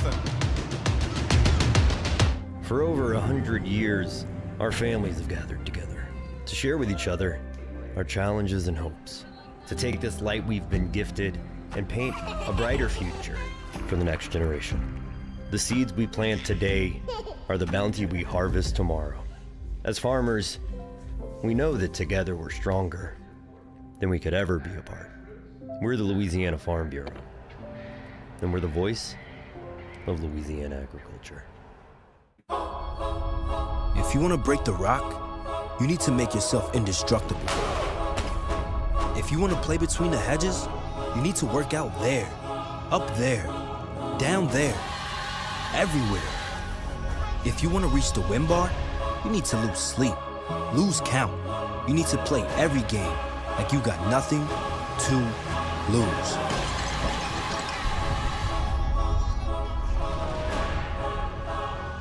At Auctioner, we know healing is a team sport.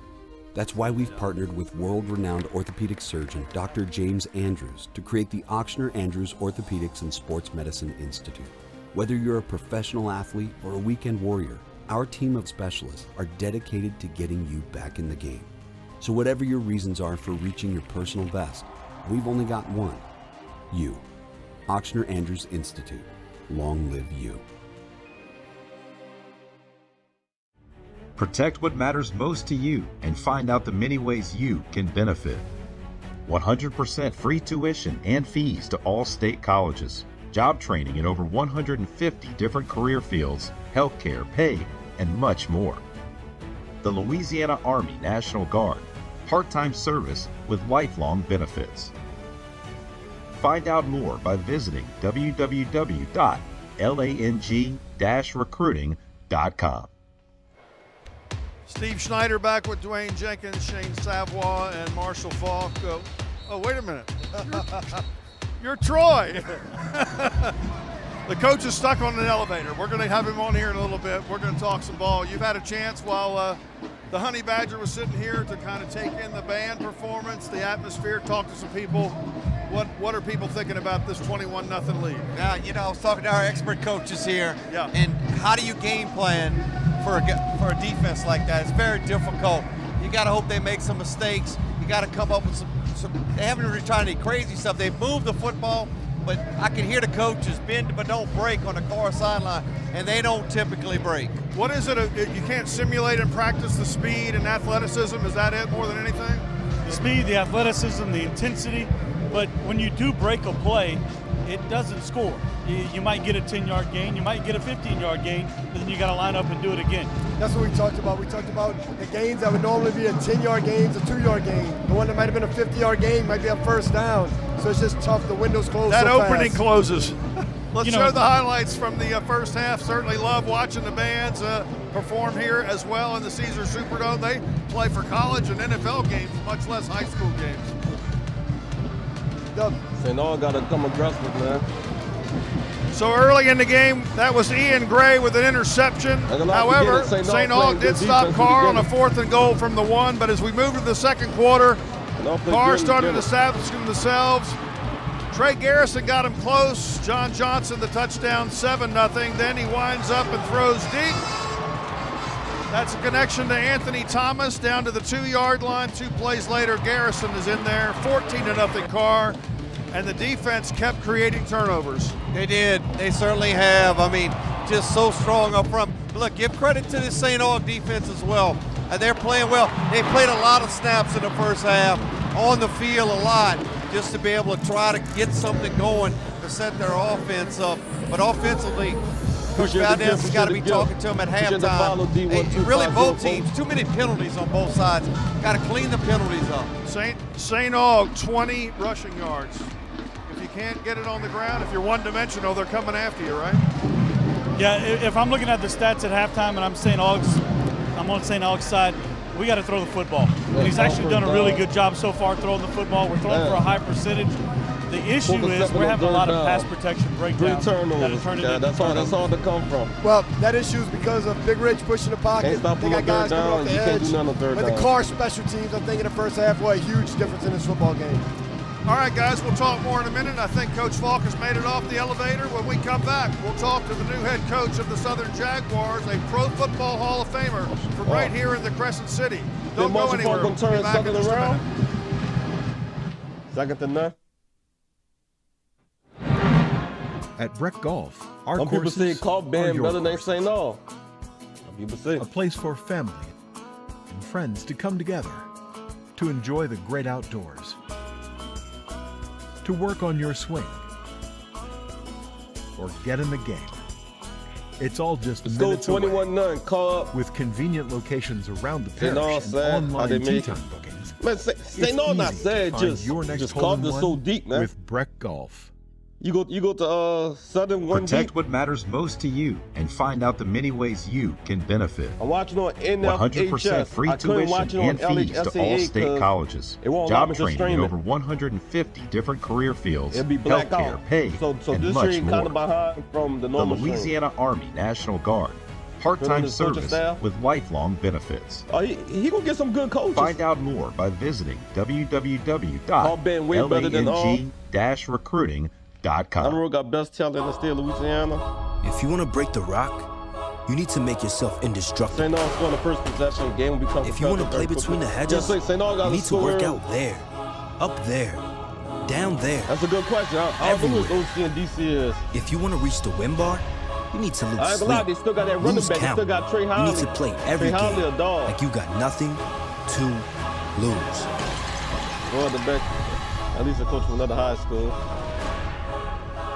I'll say St. The Aug not sad, man. LHSAA Network TV app features a 24/7 live channel as well as on-demand content with all the high school sports you want. Yeah, just and down. it's totally free. The app is available for download on TV-connected devices, including Roku, Apple TV, and Amazon Fire TV. It's the only place where every day is game day. Download the LHSAA Network TV app today. And welcome in to the LHSN Network's live halftime show here at the Prep Classic. Heading to Carr having its way with St. Aug, 21-0. And we're pleased to bring in Marshall Falk. Coach, that's not something you recall as recently as a few months ago, right? Definitely not head coach.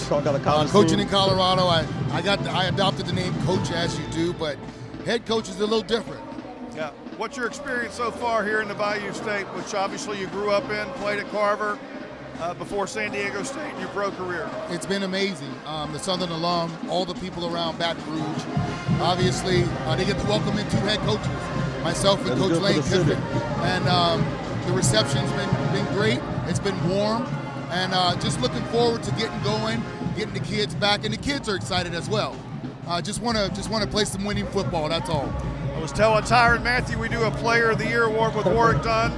We ask him, I'll ask you, when you're in the league, were you telling people every Sunday Louisiana has the best talent in the Always, always. And I'm going to say this. To hear Nick Saban go on record and say per capita, I mean, if you think about it, Nick Saban is the coach of all coaches in college football. And for him to say this is the state where the most talent comes out of, it says it all. Have things changed much since you played? I mean, there was great talent before this network or the Friday night shows or any of that. Bigger, faster, stronger. I mean, I'm looking at this Etna Carr team, and I'm like, they look like a college team. I was like, I would have to check number 7's birth certificate. Like, there's no way this kid is in high school.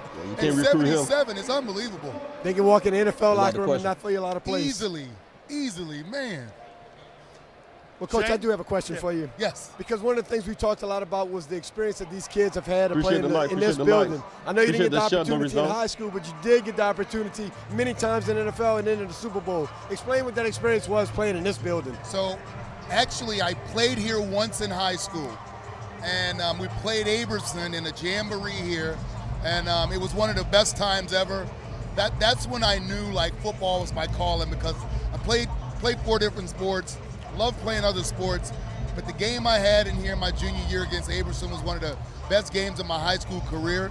But coming here to play as a pro was so different because I'm such a diehard Saints fan, and to hear the fans booing me it was so odd. And then I fell in love with it because in the old NFC West, where the Rams played the Saints twice a year, then I took pride. I felt like it was my duty that when I played here to make my home fans boo me, although they wanted to cheer me on, to make them boo me was something that I really enjoyed doing. They didn't boo you at the Super Bowl. Look you kind of were like with the dude was talking. Right? Yes, they didn't then, but about? You know, just being here, playing here, it's always special. This building is so much history, and these kids to get an opportunity to play here, they'll remember this for the rest of their lives. So, Coach, what made you want to step up into the head coaching chair? One, and two, the Southern Mississippi Jags. per What kind of imprint are you going to put as the head coach of that program? Well, first, if you've probably heard me say this, one of the things that I hate about life is when you get comfortable. I feel like you stop growing. And I found some comfort in coaching the running backs. I was like, man, this is awesome. Well, what's the next challenge? So taking over a team, putting my thumbprint on it, and then when Southern came calling, I was thinking to myself, there's not a better place to do this.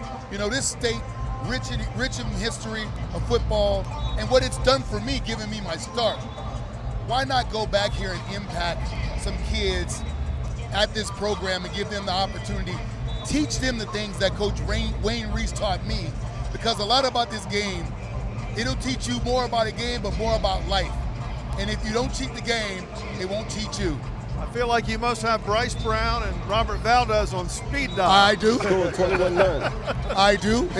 Listen, you don't go anywhere without having the connections to the head coaches in high school football, and I'm getting acquainted with them. You know, just making sure they know that their kids are going to come to Southern and have an impact on how we play football. And I want the best kids. I want the kids that's out there that's ready to play day one. I want to say this. Until you work for the NFL Network, there aren't go. a lot of college coaches who can wield it like you do.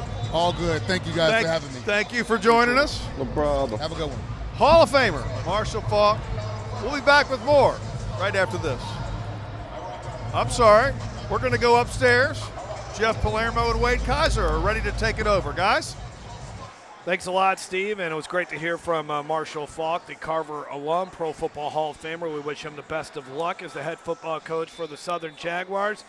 And the Carr doing what they do. It was a scoreless first quarter, but once they get the momentum going and once things start churning their way, they are so tough to stop. Yeah, it's like a snowball rolling downhill, Yeah, right? Just keeps right. getting bigger and bigger and bigger, little legs just sticking out of it, right? I mean, but that's what they do. They're so dangerous. Hall of Famer from a public or private school from New Orleans. Come on, I never knew that. In any part of the game, you know, special teams also. So St. Aug's got to get back into this. First thing they got to do is stop giving the ball up, right? Yeah. 3 turnovers, over on third downs. Yeah, no, that's hard to win. Right. Hard to win against a team like Edna Carr, and John Johnson's looked really good for Edna Carr, and they are a machine. halftime is long. And defensively, you talk about all the guys that they have on offense, but this defense is so good. Fast, strong, physical. They come and they hit you, and after 48 minutes, it really wears on you.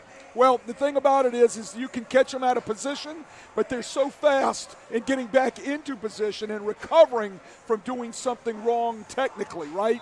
That's their speed, and that's the way they're coached. They're coached to recover if something bad happens. So good, so fast. Number 8 team in the country. Yeah. There you go. And one of the best teams we've seen in the state of Louisiana. But there's still 24 more minutes to go here. Let's hear from Skylar Ensign with this Red Zone fundraising sideline report. Coach Valdez told me he is proud of his team. He thinks they are doing a really good job, and he thinks That that was they are not the trying TV with a lot of effort. broadcast. He is upset This is about the online. mistakes. He says they are making Can't broadcast way too the many TV. mistakes. They are turning the ball over 3 They'll black times it out. to the best team in the state, and they can't do I'm that. on the website. They have to eliminate the mistakes on offense and do a better job preventing those turnovers. Back to you, Jeff. Thank you, Skylar, and I'm sure Robert Valdez, the message there to his guys, hey, let's not look at the scoreboard. We got 24 minutes.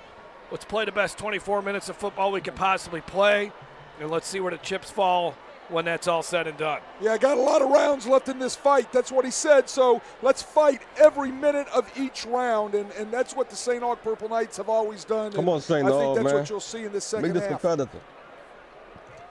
Edna Carr got the ball to begin the first half, so St. And y'all got Aug ball will first, get it too? to begin the second half as they try to get something going. Total yardage is fairly similar. 21 done. Edna Carr 179 to St. Aug's 145, but the 0 for 3 on third down for St. Aug, and then the 3 turnovers have just been very difficult here as the turnovers have resulted in 14 points. And then there was also a turnover on downs that St. Aug had. That also resulted in a touchdown. Well, they get the ball back, and that's the good thing. So if they can get the ball back in pretty decent field position to start off with, they almost popped a return in the first half. You know, they can get back into this fight if they can get some points on the board. So one more half to go in the 2025 football season. Caesar Superdome buzzing, as we heard from both bands. So now fans are going to the concession stand after the bands played. So, well, I tell you what, they're good. They were real good. I was sitting there watching. I'm like, how many of these guys are going to end up on the But the Human city out, Jukebox the city or up out at tonight. Grambling or even over at LSU. I mean, everywhere. They're Yeah, just, you don't hear There's more- about there's more committed, people than the committed, Southern signed, Grambling committed, game. committed, signed. I'm a tuba player committed to Southern. all right, on the return here up to the 37, 38-yard line. That is I'm gonna where say no. St. Augustine will start its opening drive of the second half. And we talked a lot about St. Aug's quarterback, Deshaun Coulion, and he went 9 of 13 for 125 yards. He threw an interception, and then he lost 2 fumbles. They have not really got the running game going. Khalil Lewis, 6 carries for 33 yards. Maybe they go empty set here with Coulion. And another pass deflected, and that 5'10" size is really having an impact against this big, rangy Edna Karr defensive line. But Deshaun Coulion is our impact player for the St. Augustine Purple Knights. Yeah, when Robert Valdez talks about him, he uses the term he is as smooth as almond milk. That's pretty darn smooth. Second down and 10. Coulion rolling out. Incomplete. He has a great throwing motion. He can do things with his legs. You know, he plays bigger than his size. He'll have some small school opportunities. And he's off the wall academically sound, right? Yeah. I mean, you know, so yeah, he's going to get those opportunities, and he's going to go on and not only be, I think, a great small college football player someplace, but he'll grow up probably, you know, operating on my knee one day or something like that. That's what type of kid he is. Third down and 10. Any bets? Come on, man. And here we go. 0 for 3 are the Knights. Here comes that rush. Coulion delivers the pass, and it's incomplete. Got to be nearly perfect here in a game like this. Watley unable to make the grab. And St. Aug offense will come off the field, and here comes the punt team. Yeah, not the way it was, designed and written up and planned by Coach Valdez. You know, he knew he needed to put together some sort of drive right off the bat to set the tempo for his team, right? And they're 3 and out. Watley to punt it again. Appreciate the shoves. Trying to kick it away from Willard. The Destrehan transfer lets it bounce, and it then goes out of bounds at the 25-yard line. So probably he's rough right now. So now we see Edna Karr offensively for the first time in the second half. John Johnson, 8 of 10 for 109 yards and a touchdown. Garrison has been really good in this one. 20 carries in that first half for 72 yards. Yeah, he's a war horse, right? I mean, he just keeps banging and banging and banging, right? Washington State is getting a real good running back in this cat.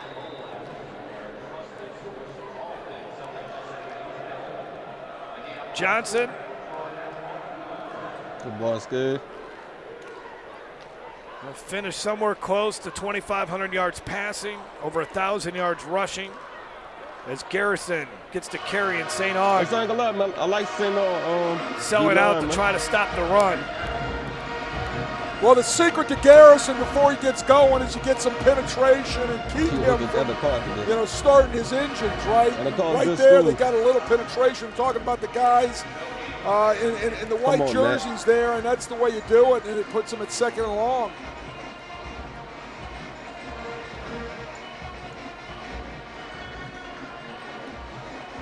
There's a play caller.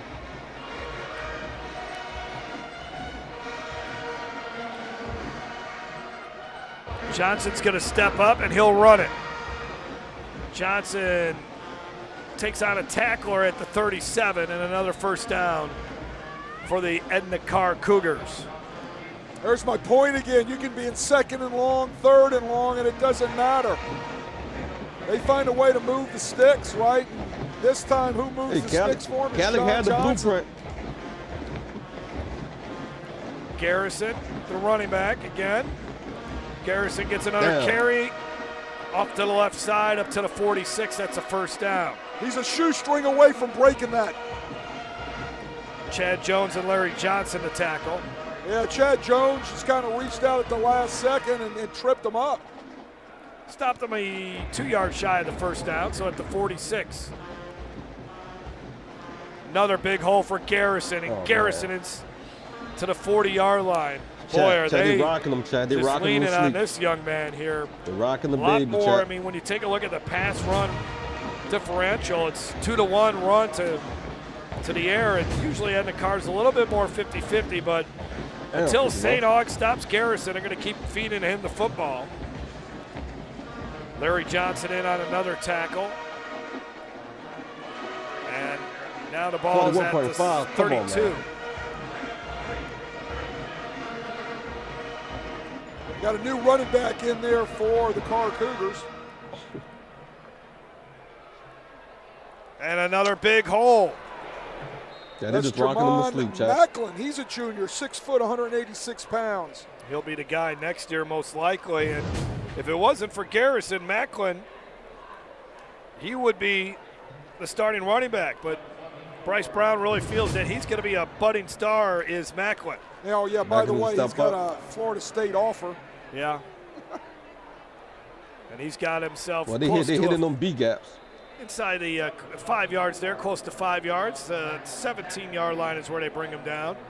And they keep working that left side of that offensive line, but behind big Leon Noyle. Who's going to Mississippi State. There's an injured Purple Knight. As they'll check on Jai Dillon. The 2026 Louisiana Sports Hall of Fame class will be inducted into in the last weekend of June in Natchitoches. You can get your tickets to the fun events at LA Sports Hall. Make plans now to attend and meet Louisiana sports legends like football stars Joe Horn, Todd McClure, Pat Williams, basketball legends Sylvia Fowle, John Brady, Mike McConaughey, and LHSAA the receiver girls out. Basketball coaching legend The receiver Dwayne hurt. Struther, along with baseball stars Warren Morris and Jonathan LaCroix. For more information and to find out how you can support and join the team, visit lasportshall.com. Joe Burrow's jersey giving away to Heisman tonight. I think Carr will blow out wrestling, to be honest. 6 years ago, I guess it was, Joe Burrow won the Heisman. Well, who'd you vote Number for? 8. I thought the fourth over number 3. I did not get a vote. Speaking of Player of the Year, we'll know soon here after the championships wrap up. The LHSAA network will announce the finalists for the Ward Dunn Award. And then the award in honor of a great former Catholic High running back and NFL star for the Atlanta Falcons and the Tampa Bay Buccaneers. Will have the Ward Dunn Awards coming in the end of January. Yeah, he gets up holding his wrist, man. I hope that thing isn't broken. Jai Dillon has it across his body right there. Could be a wrist, Damn, they got good receivers like that. maybe even a shoulder. And the Carr is in the red zone fundraising end of the field as we have a whistle. Legal substitution, defense, 12 men on the field. 5-yard penalty, second down. Result of the penalty, first down. Well, you can't stop him with 11. Try to get another guy out there, right, Wade? No, you can't. And if you're not going to get a first down, giving it to either Macklin or Garrison, just have your opponent come out there with 12. Come on, I need to stop for all, man. I want a good game, All right, man. Macklin in the backfield. Nigga, stop all. Macklin gets the carry, slips momentarily. And then Chad Jones Jr. brings him down. Man, they will not miss a beat next year with this cat, right? Did you see him stop and start in the backfield? Yeah. Not as thick as Garrison, but well, we'll see how he shows up next August. Yeah. He's got another 9 months to work on that frame a little bit. Second down and 8. Johnson looking to the end zone. He throws an interception. Look at this. This could be a pick six. Could this be a momentum turner? Chad Jones Jr. trying to get to the end zone. Let's go. He is in the end zone. Hold on. It is not over yet. Purple Knights get a huge defensive play. That boy been playing ball all game. Just what the doctor ordered for the Purple Knights. Chad Jones Jr. gets to the promised land, a long way from it, runs it all the way down the field. Look at this, boom, right into his hands. You do not see those type of mistakes much from John Johnson. Big hit by Dominic Lloyd. Helps make that interception. Chad Jones, Johnny on the spot, all the way to the promised land. Look at that. Oh my goodness, just what the doctor ordered. Garrison just couldn't bring him down there at the end. He was due for one. Now the extra point try. Wait on him, huh? Straight on kicker, gotta love it. Through the uprights. And Robert Valdez. His team's got a little life here. That was big. Right there, man. You're back in it. Let's see if that really inspires the defense. It's been a crazy week with all the games that we've seen. Nah, man. A good guess, man. Good guess. So let's not say this one is over yet. Crown and the Karr is Chad Jones is off. And running right into your living room, right? Yep. There you go. Look at that. I wonder if he's peeking up at the scoreboard. Obviously something you can't do in high school football, but you see a lot of NFL stars. So that was a big hit by Dominic Lloyd. In the NFL, you can look up at that scoreboard, see if somebody's catching you. But Chad Jones Jr. making his papa proud. Love to get a shot of him. I'm sure he's here. Why your DB Carr another one? That was something special. That was fun. That a boy, help your team out. Yeah. That's what you need. There you go. Now they need to come out and play defense again and get a 3 and out and get right back into this football. Come on, another play. Come on, defense. St. Aug get a little that's real though. Crazy here and try to catch him off guard with some sort that's of crazy. Onside kick. Try to see now that you got the momentum. See getting old. See how much you can grab hold of this game. What's up, Chuck? Well, you got to love it. You got a defensive end that is also a kicker, right? Darren Coates. There you go, man. And he's straight on, right? What more can you ask for? Old school. Outstanding baseball player. I might have already mentioned that. There's only one touchdown. That's all they needed. Down the field. It's a one-hopper. And get another. And a good return here for Anthony Thomas. They're trying to strip that football away from him as he goes down to the ground at the 43. Oh, yeah, Chad Jones Jr. was a dog in baseball and football. A lot of chirping over there on the sidelines. Guys in white chirping at the guys in purple. Anthony Thomas. He gets up a little limpy there. Yep. 7:40 to go. St. Aug's got a little life now. Let's see. Was that just a blip? No problem. A little speed bump here for Edna Carr, or is seeing John Johnson working out that throwing shoulder quite a bit here in this game. Took a pretty big lick on a run in the first half and then just took another hit on that arm. Probably go back to Garrison here and try to establish the ground again. Come on, Drew, man. Believe. That's exactly what they do. Good job. And Dominic Lloyd grabbed a hold of him, kept him to a 2-yard gain. Yeah, 2 big plays for Dominic Lloyd, right? Helps cause an interception and makes a big play for a stop right there. You can see a little bit of the change in, the body style of the guys in white. They're a little bit more taller and broader now since that pick 6. Ooh, you about to nowhere to run here. Down he goes. That's Floyd Jones. Okay, we got loses a yard now. 3rd and long coming up.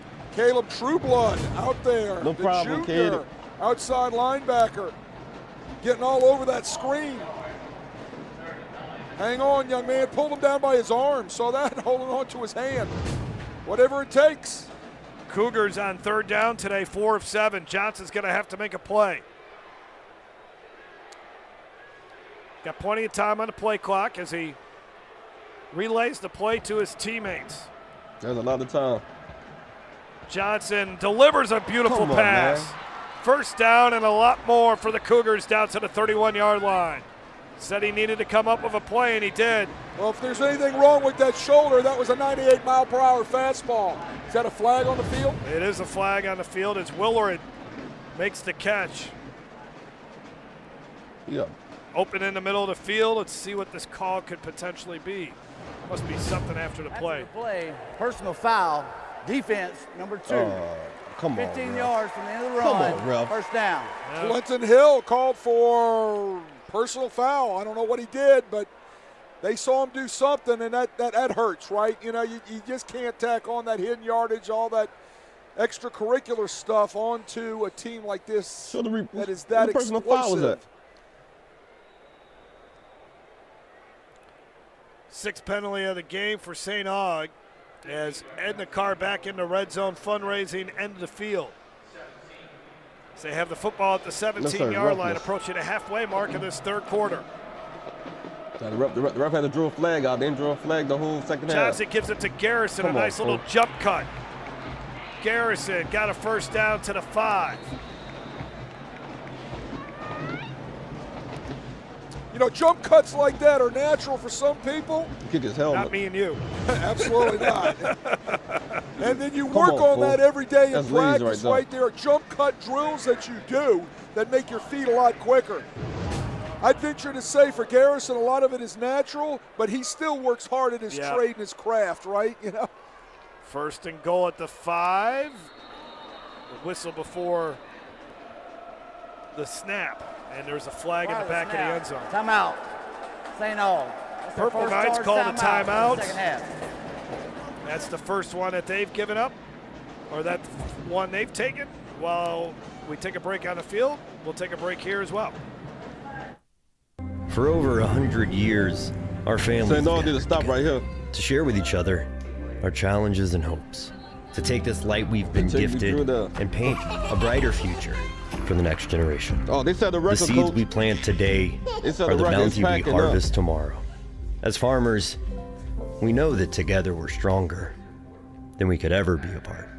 We're the Louisiana Farm Bureau, and we're the voice of Louisiana agriculture. So it's going to come down to this. Can they do it? Take 42,000 people? No, that can't be right. No, they missed it. That can't be right. Wait a minute. 42,000 people in There's there? a flag on the play.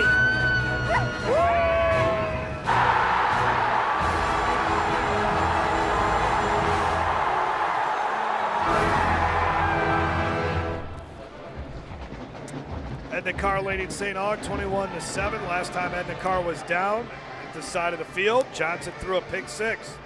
Purple Knights defense got to come up with another big play as that Cougars offense comes back out into the field.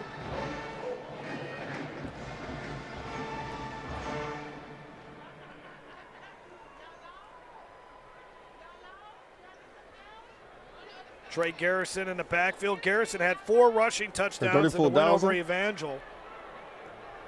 He's been a bigger part of this offense as the season has gone along. He's got 1 so far in this game. They flip it out to him, and Garrison is going to be stopped at the 2. Great open field tackle by Armand Allen. Yeah, it was Armand Allen between Garrison and the goal line on that little flip pass after the fake, and Armand Allen wins that battle right there. Nice tackle. From the 2. Garrison stopped at the 1. Good stop, man. Larry Hold him Johnson. And it's 3rd and goal. Well, we've seen the St. Aug defense have a goal line stand earlier in this game. I got another one. So you look at the 3-year starter. Johnson has rushed for a touchdown today. He's thrown for 1. Had 3 touchdown passes earlier in the playoffs against Jesuit. Counted for 5 touchdowns in the win over Carr in the regular season.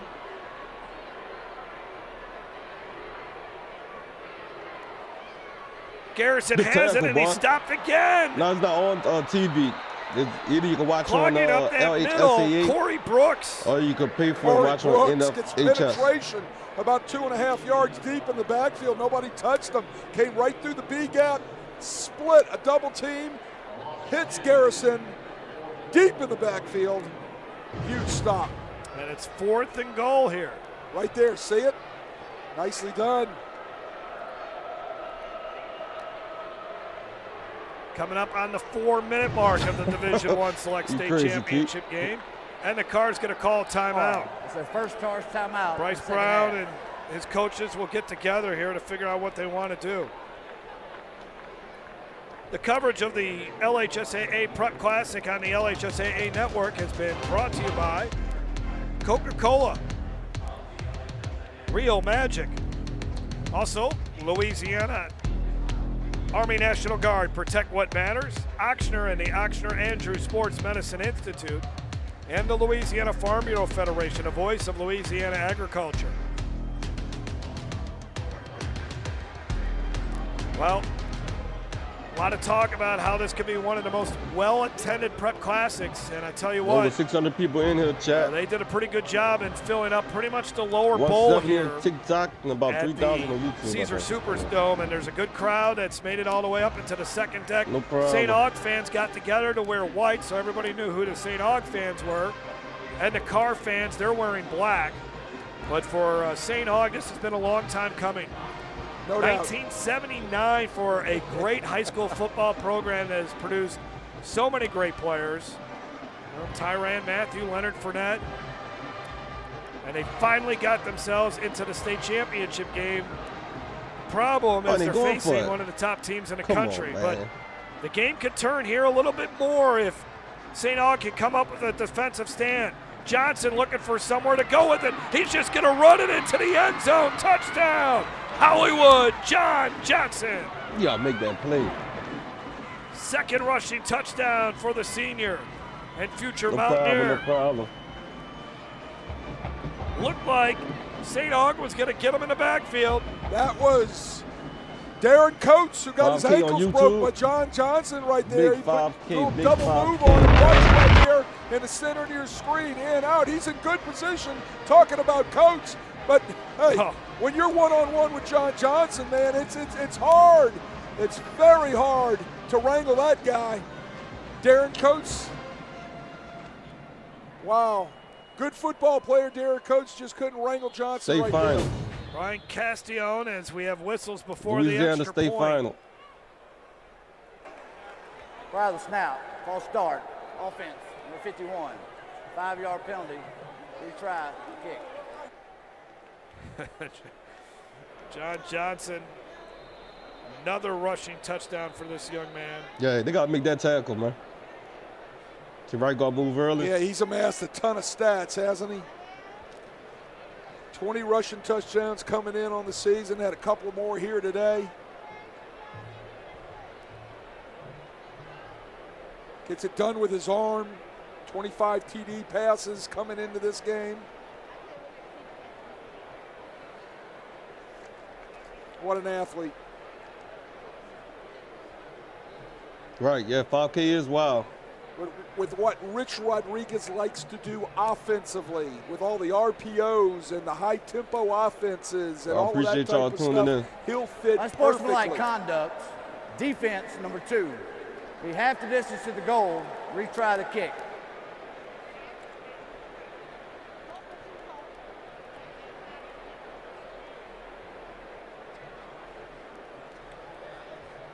Hat. Come on. That's number 2's first sportsmanlike of the game. Well, apparently they got an unsportsmanlike conduct penalty on Clinton Hill. I don't know what he said or what he did. So they'll move it half the distance back up again No problem. and kick from the original spot.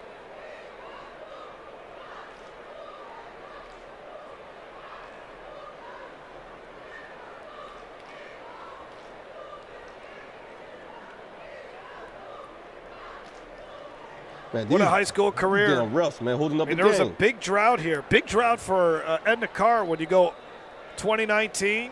No problem, no problem. All the way to 2024 before you win a state title. You actually had a class come through here, a senior class that did not win a title. Another penalty. You think about the kids that were freshmen when they were in 2020. Running into the kicker. Defense from the God, he's still calling flags.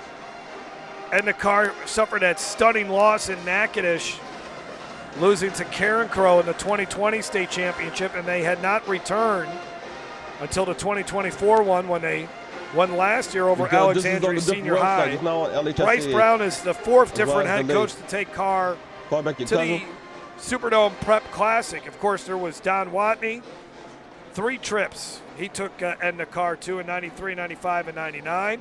Jabbar Jalouk had a stretch where he took Edna Carr to the state championship game from 2010 to 2012. Jabbar just getting a job as the running backs coach with the University of Texas. Nathaniel Jones, who's a good coach in his own right. 2013, he took Carr, and then Bryce Brown took over in 2015. Well, Jabbar Jalouk, good for him. He was just on the Florida staff. Then we all know what happened down there. And lands on his feet. At the bottom. The big thing about Jabbar Jalouk, you know what he does real well, huh? He recruits New Orleans, too. Yeah, one of the greatest recruiters in the state of Louisiana. Don't let Frank Wilson hear me say that, right? They going head-to-head all the time recruiting the same kids. This is Edna Carr's their 15th appearance in the Prep Classic. And we're just talking the Prep Classic game, so that's from 1981 on, including the year they played in Shreveport because of Hurricane Katrina and the year they played in Natchitoches because of COVID. But Haynesville's had, during that time, 21 trips, Carr 15, and Ruston has 10. Ruston lost earlier today by 1 point to Ouachita. There you go, that's what you need. St. Aug trying to create some magic down the sidelines. Derek Bennett. Somehow he didn't step out of bounds.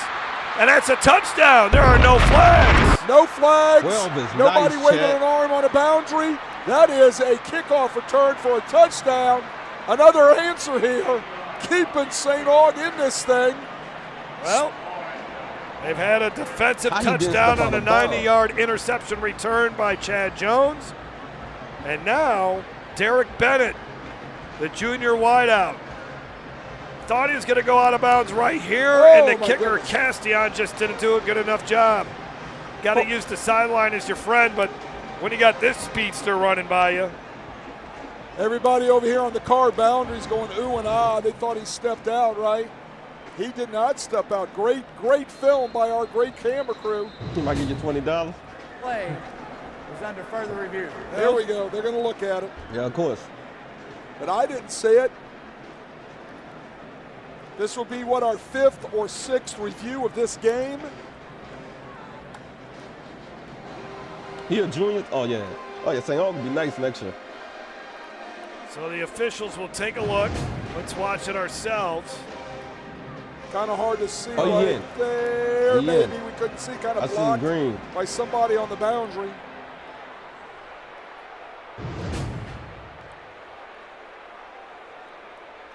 Really have to have the end zone shot to see.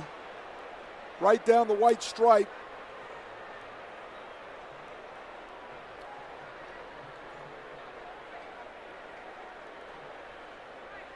It was Derek Bennett. Oh yeah, that's in green. He in. Ooh, there's still some green there. That's green. He in.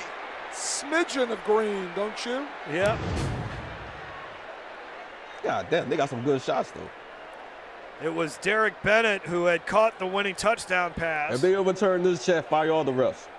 As time expired from Couillon to beat John Curtis in the semis. Ran a beautiful route. Yeah, for real, facts. Came in and then he went back out towards the pylon. Set off a wild celebration at Tad Gormley Stadium. And I hope the little controversy over that. They thought that possibly he might have caught they that overturned ball that out ball. of bounds, That coach gonna knock that ref out. I guarantee. Take a look right here. Oh my goodness! White shoes don't help, right? I say no. I say he is inbounds. After further review, the ruling on the field is upheld. Touchdown. Yeah. Good call, good call. There we go. Special teams touchdown and now an offensive touchdown. And St. Augustine, the third-seeded team in Division I, still alive. Send it down to the field, and Skylar Ensign with this Red Zone fundraising sideline report. We're here with Chad Jones Jr., who played his football career at LSU. Chad, how does it feel to watch your son just score an incredible pick six like he did? By Chad Jones Jr. being able to score a touchdown interception on this stage, it's so surreal. I've done many things in my career as an athlete, but never been able to make it to a state championship. And to have the Purple Knights and do it for the Purple Knights, man, is something that he'll remember forever. That play clearly sparked some life into this team right now. How does it also feel to watch your son finish his high school career in the Superdome? Well, just like as I have my dad right here with me, this is what, three generations. Like I said, Al Jones Sr., Raheem Alim Sr., Chad Jones Sr., and now Chad Jones Jr., We waited almost 50 years for this to come, and it's just so amazing being able to be so close and be right here and be in the Waste Pro Suite, it's just awesome. Thank you so much, Chad. Back to you, Jeff. Man, it's terrific to see Chad Jones and then his dad, Al Jones. Al Jones' last job was as head coach of St. Augustine when he announced his retirement in 2017. Still heavily involved in the school, I believe, Wade. Oh, yes, he is. He is a fixture there on AP Turo, right? And what a great man he is. A great coach. Known him for a long time. Great mentor of men. I keep saying that about everybody over there on AP Turo. And Chad Jones, one of the great players in LSU history, part of second team All-SEC player. But, man, he was so fun to watch, and then to see him go out there and also play some baseball as he helped two teams at LSU win national championships in 2007 and 2009, which is pretty cool. Yeah, what a great athlete, huh? Yeah, he was a left-handed relief pitcher, and when he came out of the bullpen, Alec Box Stadium would come alive because it was so exciting to watch him pitch. After the return, personal foul, 89. These damn refs, the defense. man. But Al Jones, too, I mean, he's probably going to be rooting for his alma mater on a week from Saturday. 15 yards or half the distance from the run. First down. A week from today, Al Jones went to Tulane, and he was actually a captain of the Green Wave team in 1978. So Edna Karr going to be pushed back here a little bit, so an opportunity again. It's a two-touchdown game. We still got about a little over 3 minutes and 41 seconds left here. The rough making the game long. Chad Jones Jr.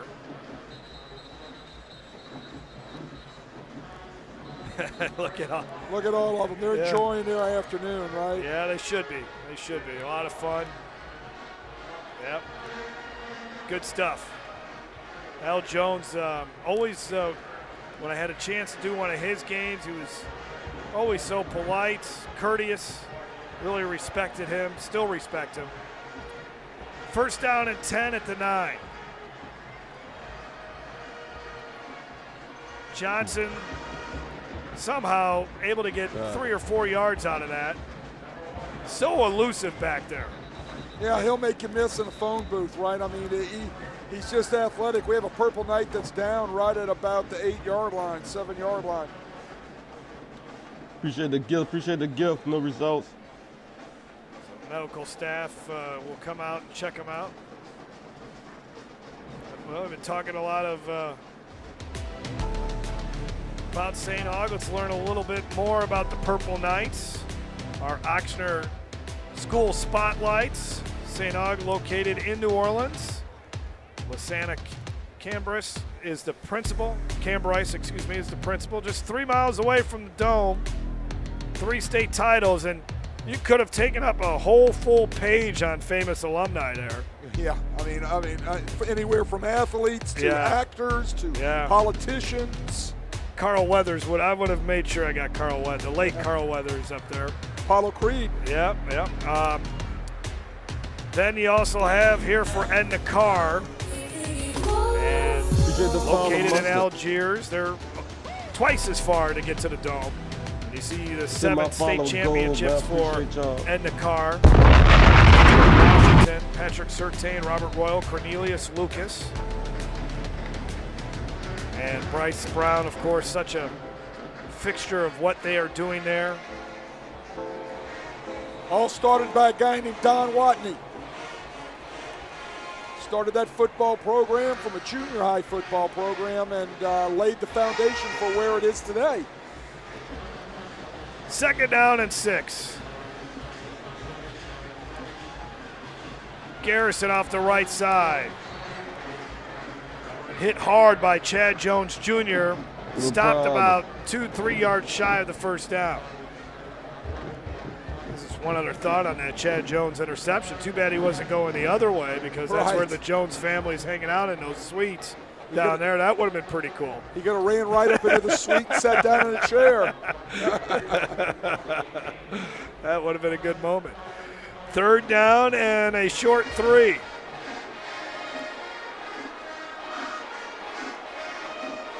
Aug trying to get off the field. They rush 4. Johnson delivering the deep ball, and that's almost intercepted.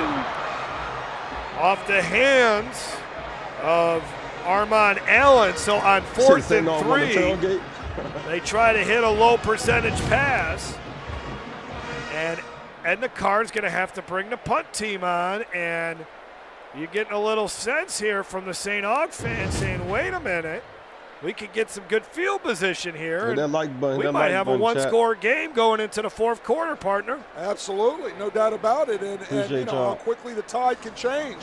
Armand Allen's only a sophomore on that last play, doing a great job in thirds, getting across the top of the vertical. Rustin Law. Oh my goodness, another one of those young Purple Knights. Gurley's punt. Decent punt, but it takes a St. Aug bounce. And then that takes a Edna Karr roll. And the Purple Knights, they got 14 points on the board, but the offense isn't responsible for any of them. So now they'll get a chance to get the football. This will actually be their first drive of the 2nd half. 2nd drive. Well, there's no better place to take the ball over than right at the 50-yard line, right? Great field position. So 2nd drive, they went 3 and out on their 1st drive. You gonna struggle in college? They might move him to slot. I think he'd be good at a slot. They say he's going to be a quarterback. Football here at the 50. Beshaw Coulon's got to get something happening now. He's got to make something happen for his offense. Coulon. Ooh, had a man streaking down the middle of the field, but just a little bit too far. Kamari Navar, the intended receiver. Yeah, trying to hit again. Wide seam. We've seen this play a couple times this weekend, right? Here it is off the play action pass, trying to hit the tight end right up the seam route. He just overthrows him. That's a miss. You can't have those right now. He needs something big to happen for his offense, and he's going to have to make it take place. So on 2nd and 10, Coulon gets a man in motion. That's Lewis. Well, it's not Arena Football League. You can't shoot yourself, man. I think they still do that in the Arena Football League. They do that in Canada, don't they? All start. Offense, number 12. 5-yard penalty. Maine, 2nd down. Arena, Canada. Appreciate this. I tell you what, it's very loud in here with these two bands and this big crowd here. And again, we hit on it so much. We don't like to try to play it up too much, but this is such a different environment than any normal, regular Friday night in the fall of Louisiana. There's just no way you can ever replicate this. Very hard to hear the quarterback. I mean, we saw it in the earlier game today. Ahmad Hudson. Another 5 yards delay. The time ran out on the clock. So or did they take a timeout? I don't know. Look at this big crowd here today. This is awesome. Yeah, it's fantastic. New Orleans showing up, right? Yeah. That's crazy. I don't think he got the timeout in. Maybe he did get it. I don't know.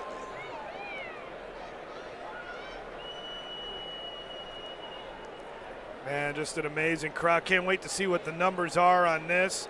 All the tailgating around. I mean, there's usually tailgating, but not like today. Today it felt almost like Mardi Gras around here a little bit.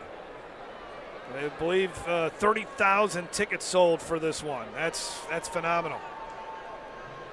They say 700 people take a shot. They're going to shot for 700. You got to shot for 700 people in the building. Was so long, it was wrapped down all the way around the corner 3 blocks away.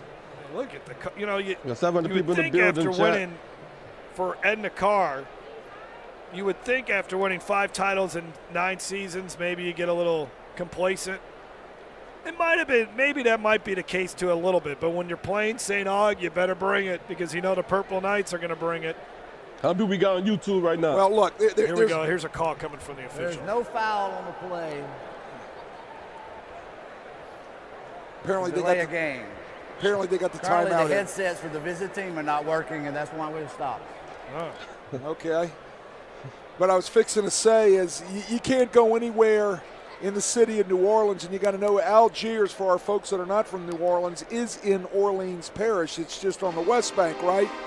So you can't go anywhere in Orleans Parish where you're not going to run into someone that owns a business, is maybe in local politics, on YouTube maybe right a police officer or a state trooper that has not, in some fashion or form, been involved in St. Augustine or Carr High School, in one form or another. So they're great testaments to the people of the city of New Orleans, Orleans Parish, and all the things that go on here in our great city. We're looking at the Edna Karr marching band. Man, if I move like that, I'd hurt something. Boy, to be young again, huh? Yeah.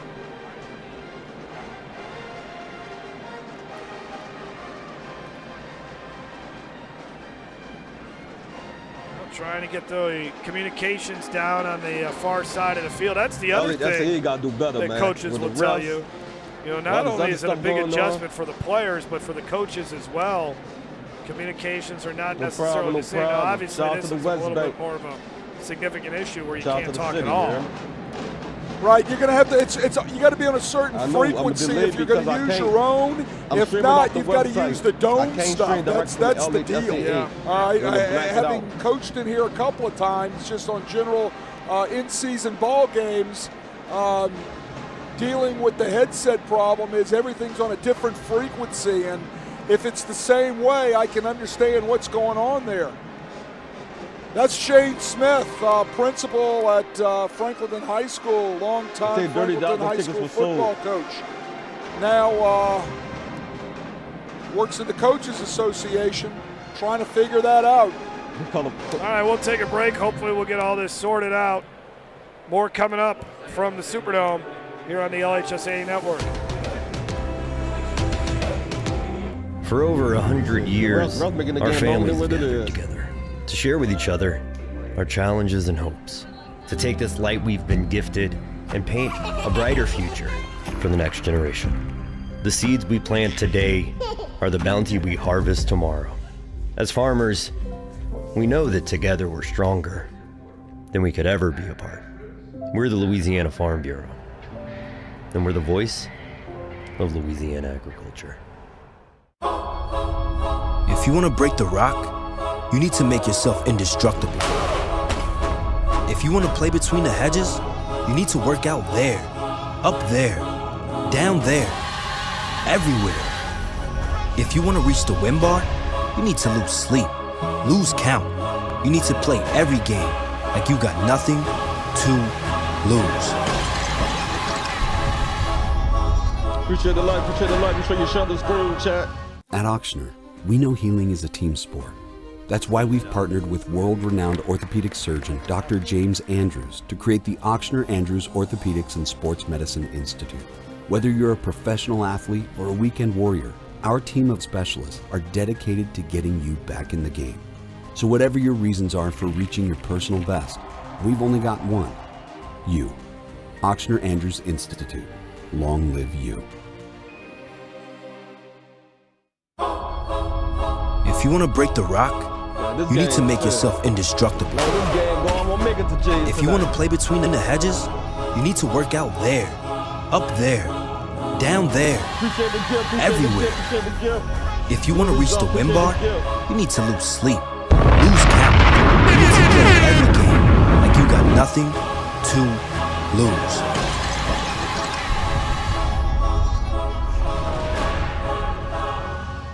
Well, here we go, Jack. I think hopefully it's been situated here. McBain in the dome. Maybe everybody had to jump off to a different frequency or whatever it may be, but yeah, they had to get that straight somehow. So, you know, obviously you can't let one sideline have communications and the other one not have it unless they get it fixed. It's a big bang from Young Money. I mean, Robert Valdez is still playing with that thing like it's new technology. He's pressing buttons all over the place. I've been on stream for 47 hours. All right, to refresh everyone's memory, remember St. Aug's defense came up with a nice stop. The Carr punted. Aug got the ball at the 50. Then there was a 5-yard penalty. And here we go, 2nd and 15.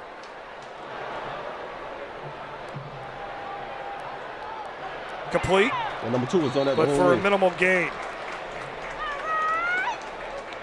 Derek Bennett made the catch. Hayward Howard, who's going to Texas, 33 tackles on the season, 3 interceptions. 3rd down and 11. Yeah, they made some just money. To remind you, you got 4 out of the 5 guys in the secondary of Karr that have signed Division I scholarships. You think those guys are pretty good or what? They are really good, and you got Richard Anderson in the middle. We're waiting for a big splash play from number 7. Kuyan winds up, delivers the pass, but it's over the head of the receiver. Very, very tight coverage there, and that was outstanding by Hayward Howard. Now on 4th down, I know it's 4th and 11 here, but I'm tempted to go for it.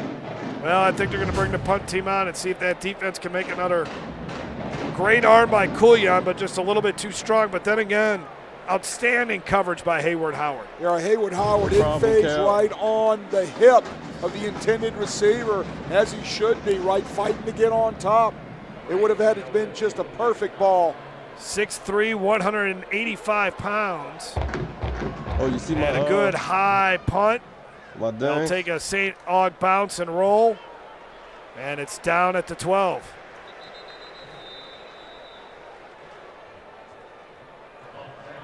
First down and 10 here for Edna Karr, and it'll be up again to the St. Aug defense to force a punt, maybe a turnover. But, man, that whole communication issue over there just seemed like it kind of felt a little momentum building for the Purple Knights, and then boom, we basically had another mini halftime there. Well, yeah, that's what we were talking about on the commercial break there, right? I mean, just when you got some momentum going, something you got something going on, some stoppage of play. Garrison to carry for a yard or two. Chad Jones going down low. Chad Jones, what a day he's had, right? He's had that pick 6, and he's had a number of tackles already. 2nd down and 8.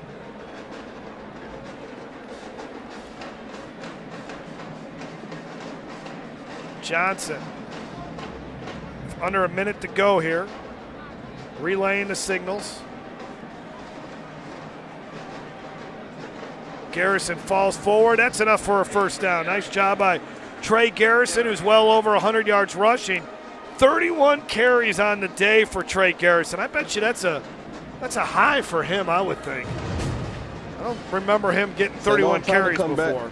Trying to make a comeback. Yeah, well, he's definitely taken the load off of John Johnson, right? And, you know, John Johnson's shoulder a little bit sore, so they might be feeding number 8 right there to kind of help number 1 out, right? But he can handle it. Look, he's a workhorse.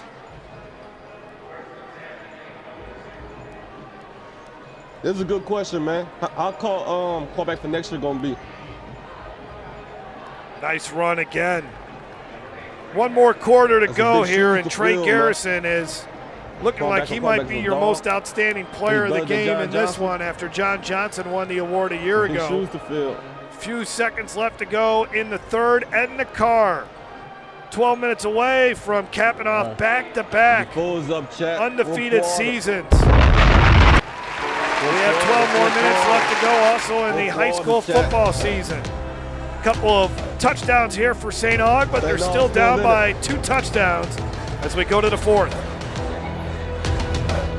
For over 100 years, our families have gathered together to share with each other our challenges and hopes, to take this light we've been gifted and paint a brighter future for the next generation. The seeds we plant today are the bounty we harvest tomorrow. As farmers, we know that together we're stronger than we could ever be apart. We're the Louisiana Farm Bureau, and we're the voice of Louisiana agriculture. So it's going to come down to this. Can they do it? It all depends if Bryce going to stay. You never know, Bryce Brown might leave. Oh no, they missed it! Wait a minute. There's a flag on the play! That's the part of James.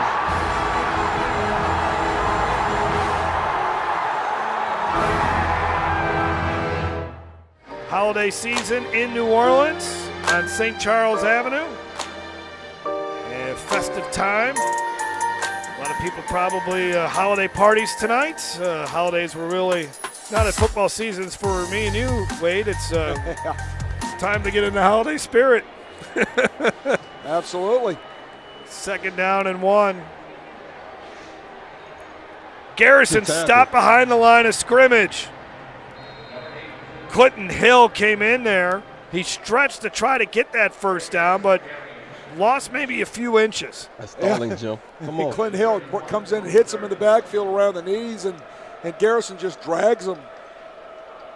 Still trying to stretch to get the first down, but it's going to end up being 3rd and short. Last time, 3rd and short, Carr threw deep. This time, they just give it to Garrison, the workhorse, and he's going to take it a long way. Garrison into St. Aug territory to the 46. Been an outstanding season for the senior running back, and he's putting an exclamation point on it here tonight. Look at the blocking up front. Nice job.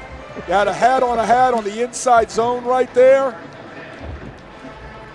Garrison had his pick of A-gap play side or B-gap, A-gap to B-gap backside. Took the play side A-gap and decided to press the issue.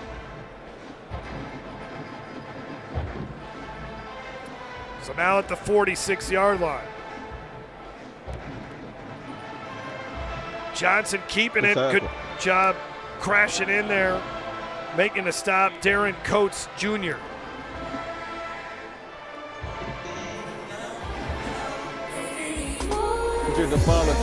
Somebody's got to block the backside end when you're running RPO like that over away from him, and nobody blocked the backside end, which was Darren Coates that time.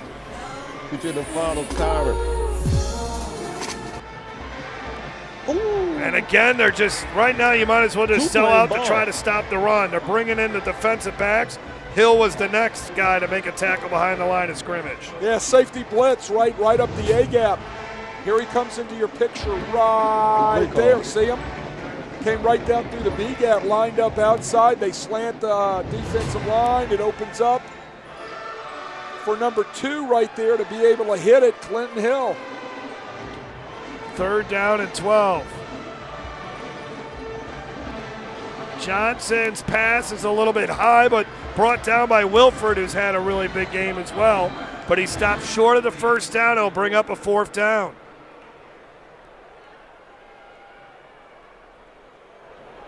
They'll They're not probably going go for for it. this. Come I on, would man. think. I know they're not going for it. His 5th catch of the night for Wilford. Him and Anthony Thomas each have 5. 4th down and 3. Well, if St. Aug's going to come back, they got to stop him right here. And I'm hearing those Purple Knight fans from the other side chanting defense. They're on their feet hoping for a big play out of their defense. Bryce Brown, always the look of composure. Johnson caught. Beautiful catch. Xavier Owens, 45 catches on the season, his first of the night.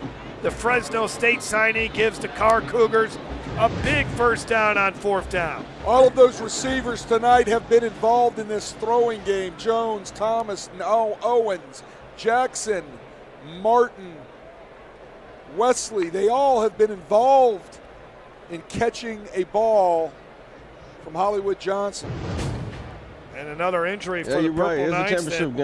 St. Augustine defense missing Cyree Gilmore. He's out with an injury. They also lost Raekwon Williams. So 2 big players for St. Aug that have gone down with season-ending injuries along the way. Gilmore got hurt in the Acadiana game, injured his knee. But other guys have stepped up here for St. Aug. That was Brylan McCullum, the cornerback, reserve cornerback, getting some playing time in the dome. Looks like he kind of twisted his ankle a little bit. Oh, no, man. Williams, his knee injury occurred in the John Curtis game in the regular season finale. They are young. But Robert Valdez's team has persevered through all of that. At the 23.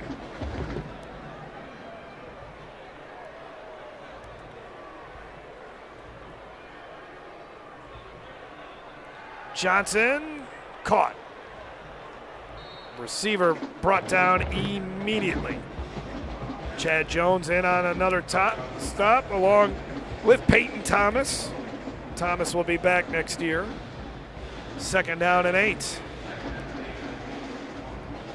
Johnson still flexing that shoulder out. I was fixing to say that. He's still doing some sort of exercises with that shoulder. Kind of same type of exercise I do when I wake up. That shoulder all cranky, right? There you go. You got to get it warm by that afternoon. Maybe you can throw a pass, right? Yeah. I can reach for the salt. 2nd down and 8. Damn, man. Good run off the left side here by Garrison. He's going to be stopped 3 or 4 yards shy of the first down. 3rd and 3. Carr's also taking the game. You see they slow down their tempo. They're snapping the ball with just under 5 seconds left on the time clock. No, and I say, they've run 65 plays. They say St. Aug's golf. I said, no, they good. They're young. They'll be back next 66 year. Now. 66 plays to the 32 for St. Augustine. A time of possession, 24 minutes and 34 seconds in favor of Carr. 11:26 for St. Aug. And Garrison trying to get to the end zone, and he's down at the 4. Garrison, 170 yards rushing in this one. Wow, great blocking up front with the scheme.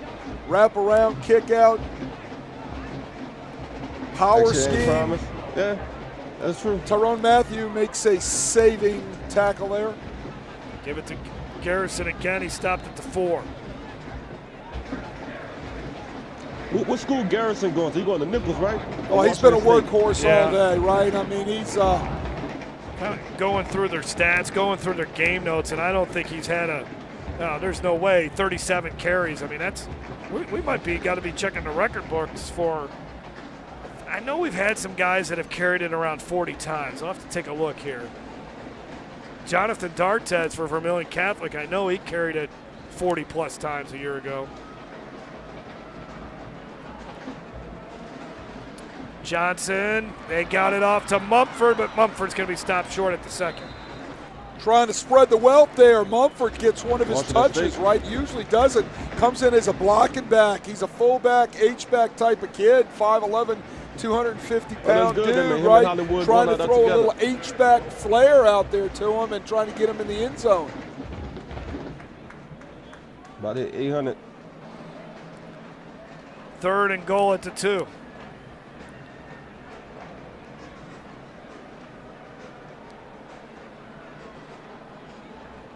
Johnson And Carr University.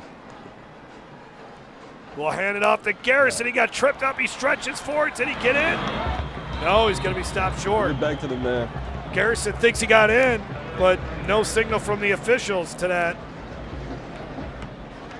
Yeah, it's not like baseball where he can get up and put his hands to his ears and say, review that, skipper, right?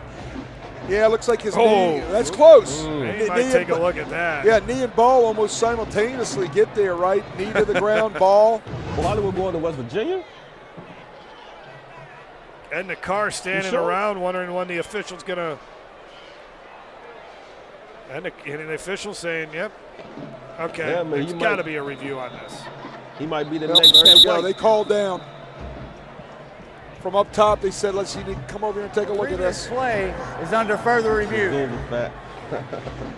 All right. And we're going to West Virginia. That's Garrison fire. already That's fire. one touchdown on the night. I think that's 7 reviews today. Let's take a look at it real quick. And Bobby. yeah, the ball's over the line, no doubt about it.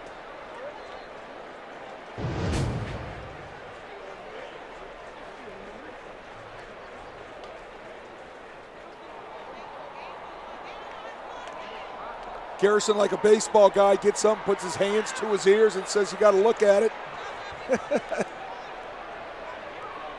And we could do that, Nick, too funny. Look at that, he's flexing to his DM me on, to his on partners IG. right there.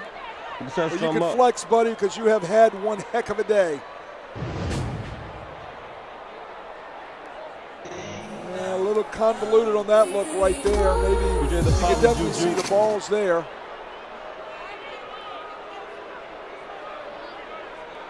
And Trey Garrison has set the Division I Class 5A record for most rushing attempts most rushing attempts. Bobby Breen had the record, 38 rushing attempts in 1993 for West Monroe. And run back going to Washington State. And, oh, wait a minute. Yeah, Garrison's now at 39. They're saying that, I think that was his 40th carry. 2 of them going now. Let me see. No, well, let's see here. No, that was his 39th carry. Let's take a look at this. Oh, my. Yeah, that's a touchdown. Yeah, that's a touchdown. From that look, perfect. And for further review, the ruling on the field is upheld. The runner is short of the goal line, 4th down. Well, love shot. Man, oh man, oh man. All right. You're going to have to talk to your referee buddies on that one. Yeah, I'm tired talking to those guys, man. That's all I've been doing for 3 days. They're tired of me talking to them, too. All right, 4th and goal at the 1. So now he'll be able to break the record. He'll be able to break Bobby Breen's record if they give him the football here. Look at this, 4th and goal. Okay, Garrison's coming out there. I was going to say, are they going to go empty set? Well, St. Aug again, another opportunity here. Johnson dives. Touchdown. He did get the ball across the goal. John Johnson got it in there. Well, he goes up and over, right? Extends the ball to get it in. He's got a great handshake. I love that. Watch him get up and over. Great shot by our cameras. Extends it, and it's a touchdown. Little bit Drew Brees-esque. Right? 34-14. And I think the celebration can really get started here for the Edna Carr Cougars. Yeah, the receiver going to West Virginia with him. Not only showing why they are the best team in the Johnson state, one of the best teams in the country. And again, defensively, they have yet to give up any points in this contest. Receiver going with him to West Virginia.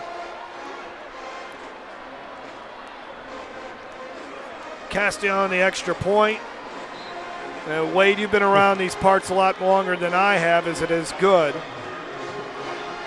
I feel this is the best defense I've ever seen from a high school football team in Louisiana. I was very impressed by Rummel in 2019, but this tops it. Well, yeah, I've seen a lot of good ones, and this ranks right up there with them. You know, and you know, like today, we haven't called Aiden Hall's name hardly. Correct. And we haven't called Richard Anderson. But that doesn't mean Richard Anderson isn't, having a huge impact in this game. Yeah, who has had an impact is everybody else. Yeah. Those guys are just quietly doing their jobs, right?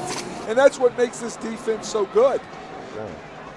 Again, you know, we remind you they've got, 7 guys on this defense that are signing Division I scholarships.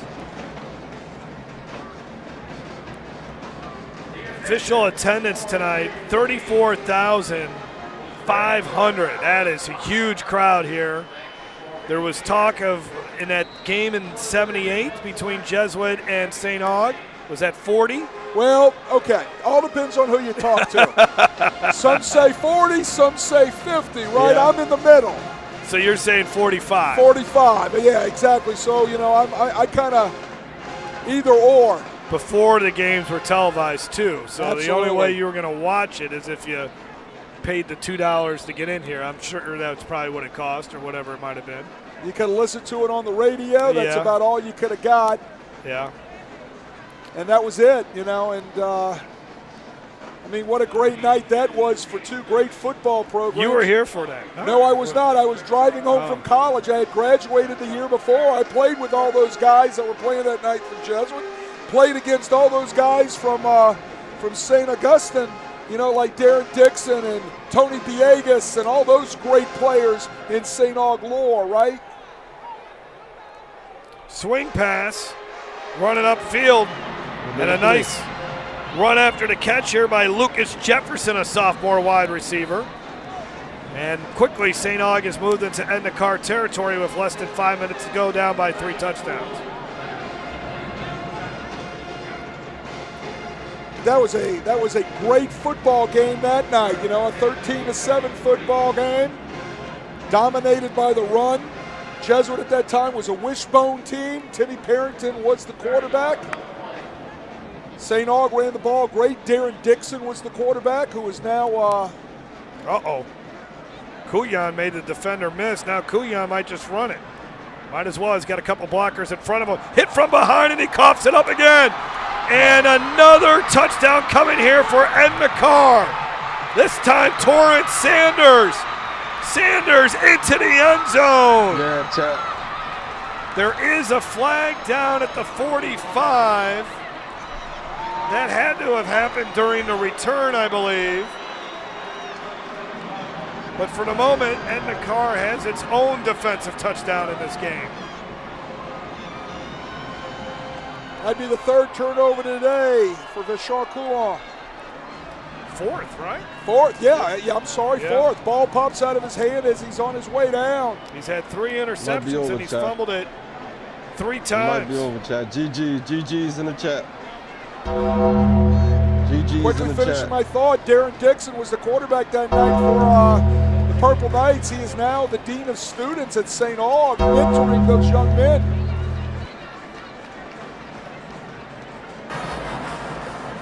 Unsportsmanlike conduct, taunting number 7 of the offense. You don't know who you want to call. You don't know who Foul, the dead ball defense. foul, be assessed at the 35, 15-yard penalty, 1st down. They need to take his shirt when the game over. So I believe that wipes the touchdown off. That should. The field goal unit is like, why are you taking the ball and moving it down the other end of the field? Right. There wasn't a. Result of the play is a touchdown. Okay. What's going on? Okay, so the taunting was the dead ball, so the touchdown's going to count. There's your fumble right there into the hands. A 15-yard penalty be assessed on the kickoff. Of Torrance Sanders, who races down the boundary.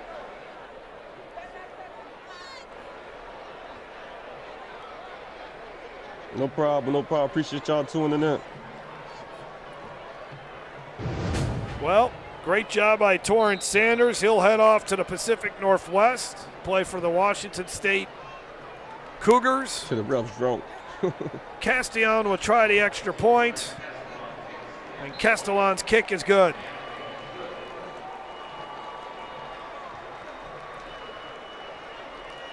complete domination in this one. Yeah, no doubt about it, right? How about this Carr defense? You know, Yeah. look, hey, you know, you say it's the best you've seen. I'll put it really, since I started coaching in 1982, maybe in the top 2 or 3, you know. And when you're talking about it's a great day for the city regardless. Top defensive tackle in the country, and then these 4 DBs that are signing with Power 4 schools. And then don't forget the likes of a Jermichael Quinn, a Kylan Jones, and a Kevin Martin. Right. Romeo Brown. I mean, there's a lot of good role players on this defense, too. And they'll be playing. That's what they're playing for. And Carr's about ready to get another state championship here. Yeah, it's elementary Your now. cousin made it to the dome, man. That's all that matters. I mean, that's not all that you want to win. But he made it. 73-yard touchdown for Sanders. And also, yeah, you're right, Terry. You look at the team. Look at the teams, man. Look at Carr team, the St. Aug team. If he would, he'd take black. that football, go over and put it in the me? equipment kit, right? He just can't do that in high school football. Look at that, man. Young black man doing big for the city, man. Going to college. You know what I'm saying?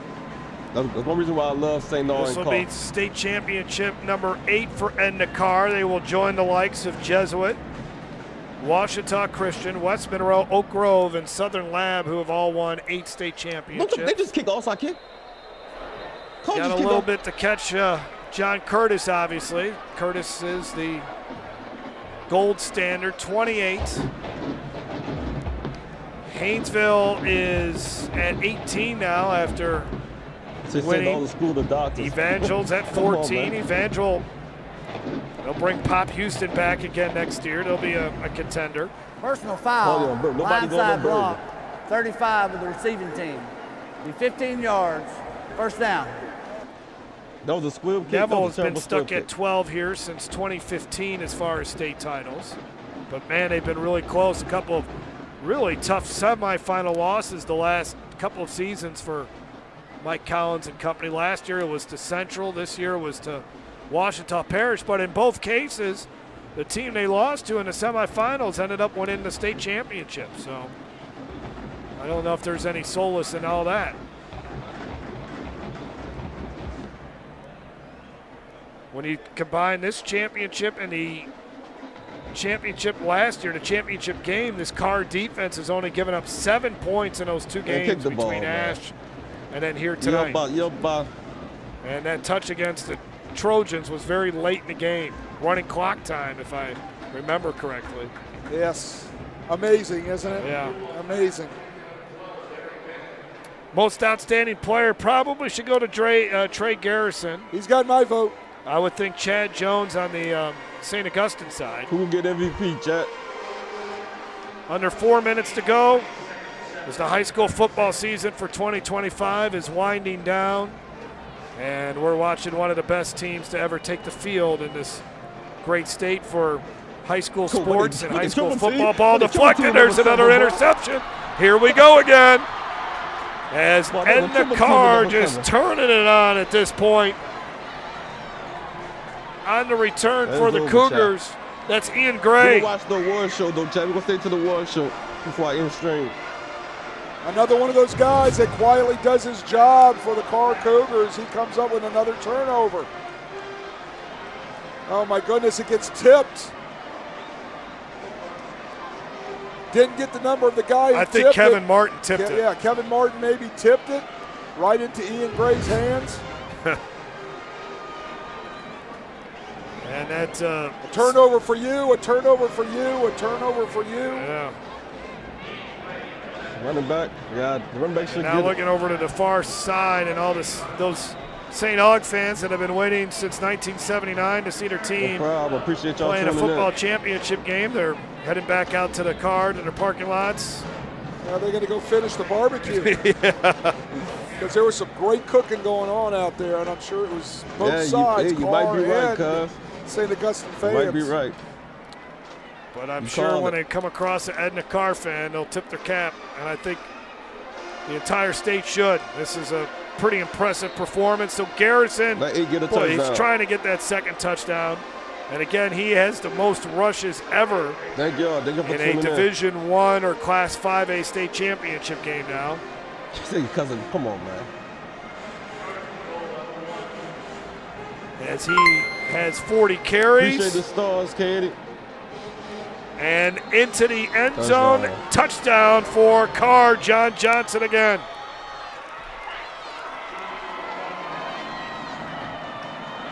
Routes on. All the results of turnovers, right? I mean, hey. Hit that like button, hit that subscribe button your way out. Hit that subscribe button. Got 6,000 people Johnson in here, man. his fourth touchdown rushing. He's only got 20 yards carry, 20 yards rushing tonight.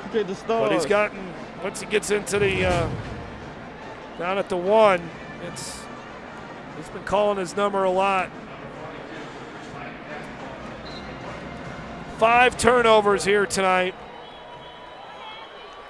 for St. Augustine, and we said it at the top.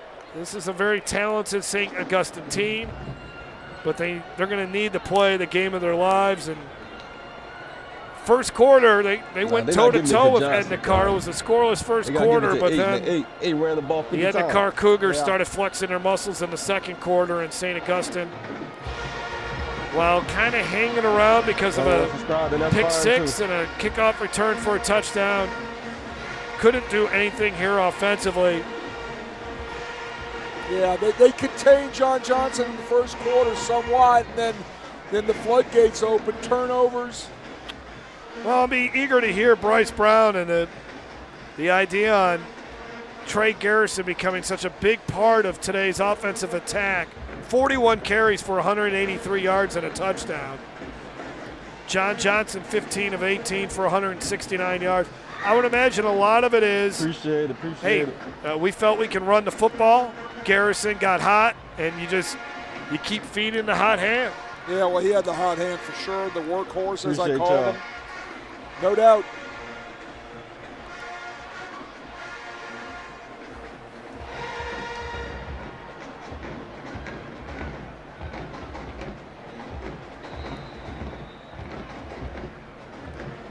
That guy's having fun. He has seen a lot of winning, hasn't he? Yes, he has. This will be win number 27 in a row for Carr. Acadiana, the last team to say that they beat this juggernaut of a program, and I don't know how much of it's going to take a step back. You would think after 15 guys signing that there would be some sort of decline a little bit anyways. The West Bank going up. But I think Troy LaBeouf made the comment during our pregame show, when you're watching the freshmen and sophomores warming up, you're looking at them and you're saying, you know what, those guys could probably play too. Yeah, no doubt. And they're all up and down that bench, right? I mean, there's so much talent. Getting the carry is Lewis as we're under 3 minutes to go.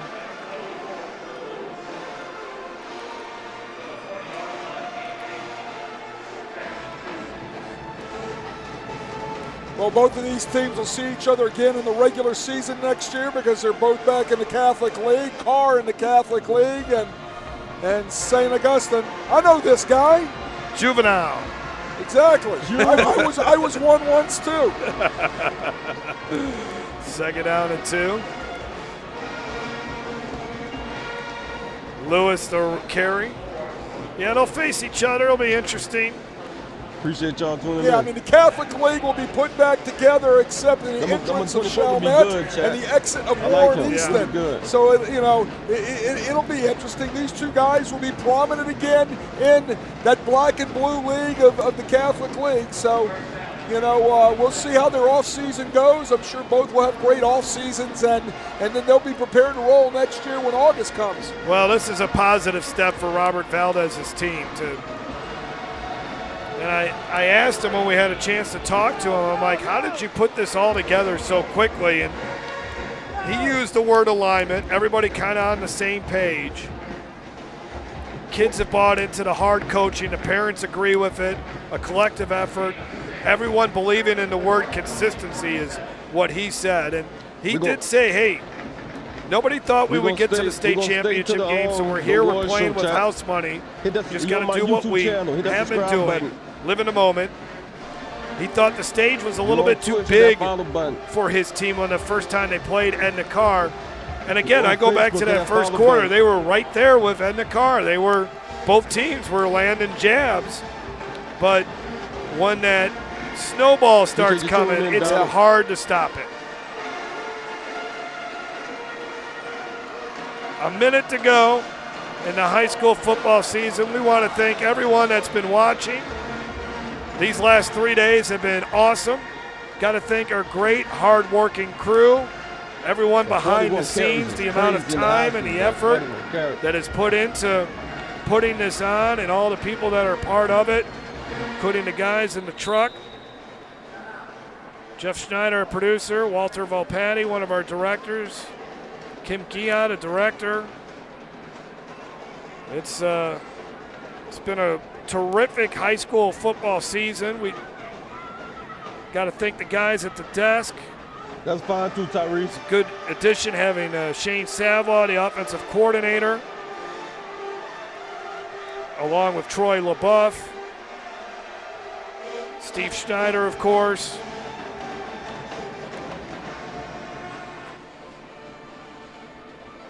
And Dwayne Jenkins, the head coach of Lutcher.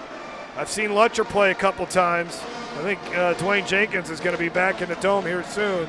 Richard Anderson ending his high school career. He'll be heading off to LSU. LSU got some tail on that D-line, chat. Get to play for Lane Kiffin.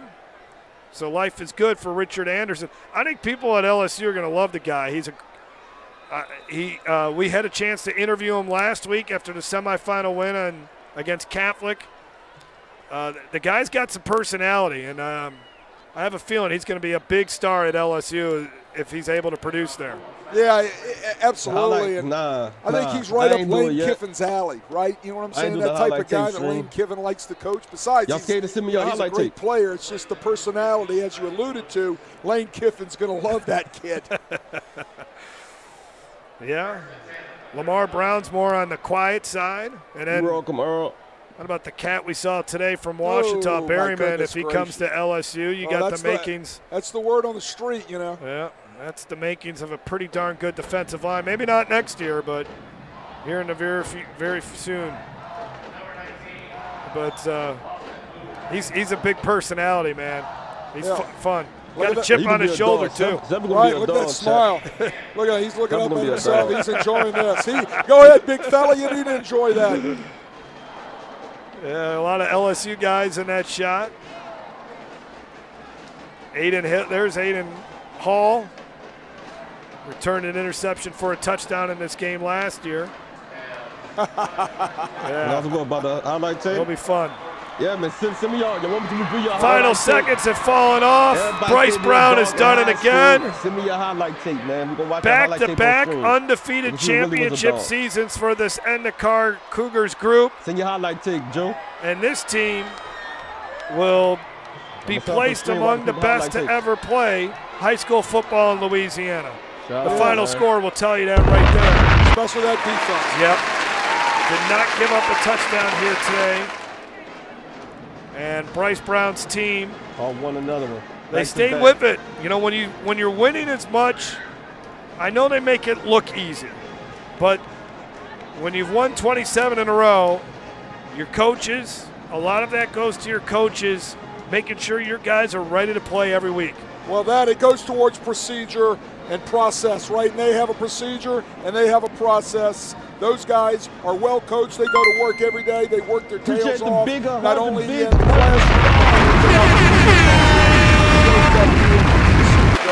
I'll take a shot for that, chat. Big 100 stars. Robert Valdez and Bryce Brown, good friends. Maybe they'll see themselves in Dome or see each other again in the Dome. Wade, that's it for me and you. Yes, it is. What a run it was. Got to thank also Garrett Walvert, who was up here as well. For Skylar Ensign down on the field. We had Ronnie Rance down there as well. Garrett helped a little bit as well. It's been a lot of fun. We still got more coverage, post-game coverage coming up here on the LHSAA Network. Thanks for watching. We're going to stay to the At Oxnard, we know healing is a team sport. That's why we've partnered with world-renowned orthopedic surgeon Dr. James Andrews to create the Ochsner Andrews Orthopedics and Sports Medicine Institute. Whether you're a professional athlete or a weekend warrior, our team of specialists are dedicated to getting you back in the game. So whatever your reasons are for reaching your personal best, we've only got one: you. Ochsner Andrews Institute. Long live you. When looking for college, I wanted somewhere that would push me and allow me to kind of be the person I'd always wanted to be. Everyone here kind of has this mindset of seeing the next person succeed, and I think that just creates a Southern Miss spirit. You find what you need out of Southern Miss. What I need isn't what another student needs, but we all find something here. You don't have to be what people say you've been. You don't have to be what people think you are. Like, coming to Southern Miss, you can totally reinvent yourself and be who you truly feel like you are meant to be. For over 100 years, our families have gathered together to share with each other our challenges and hopes, to take this light we've been gifted and paint a brighter future for the next generation. The seeds we plant today are the bounty we harvest tomorrow. As farmers, we know that together we're stronger than we could ever be apart. We're the Louisiana Farm Bureau, and we're the voice of Louisiana agriculture. If you want to break the rock, you need to make yourself indestructible. If you want to play between the hedges, you need to work out there, up there, down there, everywhere. If you want to reach the win bar, you need to lose sleep, lose count. You need to play every game like you got nothing to lose.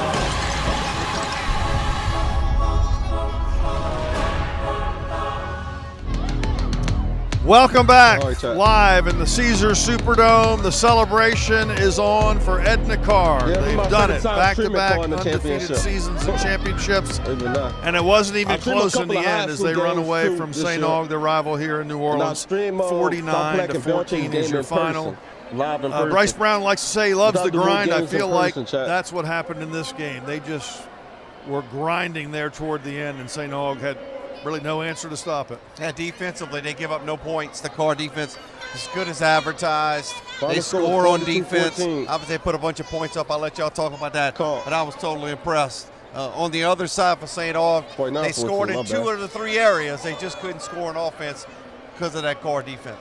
Look, everybody wants to talk about the flash, wants to talk about the skill players, but tonight was all about the bigs. Both sides of the ball. Carr's offensive line, defensive line, tons of credit. That was the same note I wrote down. Carr, everybody gets caught up in the flash, but it's the physicality that ruled the day today. Up front, defensive line completely dominant. Trey Garrison behind that big offensive line just pounded it out. And when you're getting hit and guys are in your face, that can have 5 turnovers add up pretty quickly to a big margin. 5 turnovers. They get 2 touchdowns on the defensive side of the ball. It's the Carr team that we've seen the last 2 years just completely dominant. I think you talked about them grinding it. They just kind of ground St. Aug into submission there in the 4th quarter. Yeah, I know we're not going to name the entire defensive line as the player of the game. However, that would be the first thing I would put up there. Well, I think Chad Jones, obviously on the St. Aug side, had a tremendous football game. I had him at 16 tackles, an interception return for a touchdown. He showed the wheels on that interception return to be able to run away from that Carr offense. 11 of those tackles were solos. Yeah, he was on the island and he had to make some tackles, but when Garrison runs it 41 times, that's going to take a pounding on a defense to make those tackles. Yeah, I thought that interview, too, with his dad was pretty telling, that the fact that the whole family was there and obviously supporting him in the game that he had. I'm sure a lot of it had to do with wanting to make them proud. But back to that defensive line for Carr, directly 2 forced fumbles, 2 forced interceptions off of tip passes or the quarterback getting hit, and they had 2 pass breakups. 2 of the defensive linemen had 2 pass breakups. They gave up 2.9 yards per rush, 56 rushing yards. I just felt like that big front just imposed their will on this football game. They just kind of took it over. I think that's been what Carr can rely on for their strength this year. Big Rich in the middle, those guys on the outside, it's just hard to deal with. So we're going to have a game MVP. They're getting ready to name a game MVP, but this was really a total team win. It was kind of, in a lot of ways, culture becomes a big word, process becomes a big word, but it's everything that you saw from Carr and what they want to be. they were disciplined. There were times they didn't get the big penalties. They were physical. Trey Garrison gets the award, and I think it's well deserved. 41 carries, 183 yards. He had the ball on a doorstep a lot. Like, got the ball down to the end zone, didn't get to cash it in, but he was the workhorse today. Just kept feeding him the rock. 41 carries. I don't know if I've had a running back go 41 carries in multiple years, but that's a huge credit to that offensive front. Noel, Drake, Adams, Wesley, Williams. Like, those bigs deserve a lot of credit in this game. Yeah, they wedge it or they pull two guys. It's those two ways. And when they wedge it, they form that wedge and they just going forward. That defensive line's getting pushed back. John D'Artes had 47 carries last year. Which I think broke the record from 2 years before that because Lunch Winfield had 45. That's true. That's right. And they both ended up pretty well with championships. So I guess there's a formula theme there. If you got a guy, feed him, and he'll bring it home for you. So for sure. It's also about the toughness of their culture, right? They like things the hard way. They teach their kids to fight do hard things. Yeah. Do hard things. That's how you take a young man and get him to become a man. Make him do hard things, make him become resilient, learn how to work. And here's the moment, speaking of work, the moment that it all pays off. Is she going to be able to dodge everybody when they come take it? Oh. That's different. That's smart. Nobody's taking it away from him anytime soon, huh? I want to comment on this atmosphere. The city of New Orleans really came out and supported both of these teams. Alumni from both teams and just casual fans that wanted to see superior athletes get out there. And look, it was a pretty clean game. They didn't see anything bad, but kudos to the city of New Orleans that came out, Orleans Parish on both sides to come out and support these teams. It also felt here on the sideline a lot like family. The coaches, once they knew that it was done, they came down out of the press box and were here on the sideline, getting a lot of congratulations. Some of their kids are actually players in the game. And, of course, even Mr. Anderson came over and gave some love to all his fans. He had talked in our interview during this week how much the school and the community inspires him, the fact that they look up to him, that they fuss over him. So, all right, we're going to take a timeout. That's a great shot there, especially if you're a Carr Cougar fan. Back with more, including interviews with the live champions right after this. Protect what matters most to you and find out the many ways you can benefit.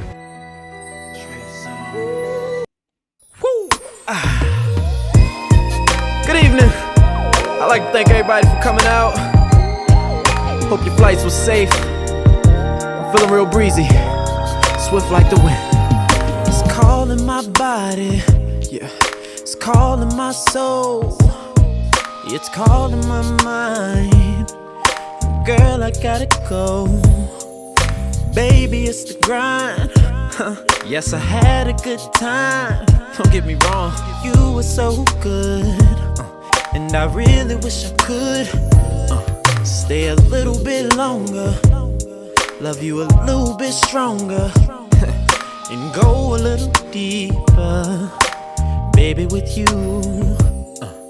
But since this thing is calling, I gotta answer. Dry your eyes, girl, don't cry. Cause you make me feel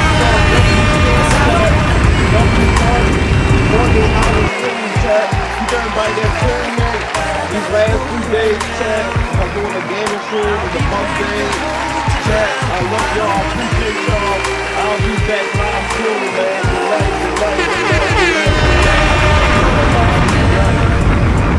I'll be back before you know it. So hold that thought. Don't you move. See, I'm coming right back. Right back for you. Don't you change your position.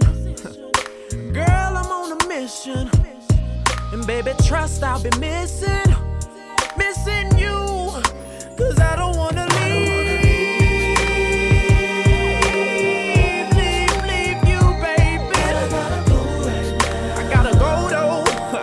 And I'll be back to hold you down. But I don't wanna leave, no.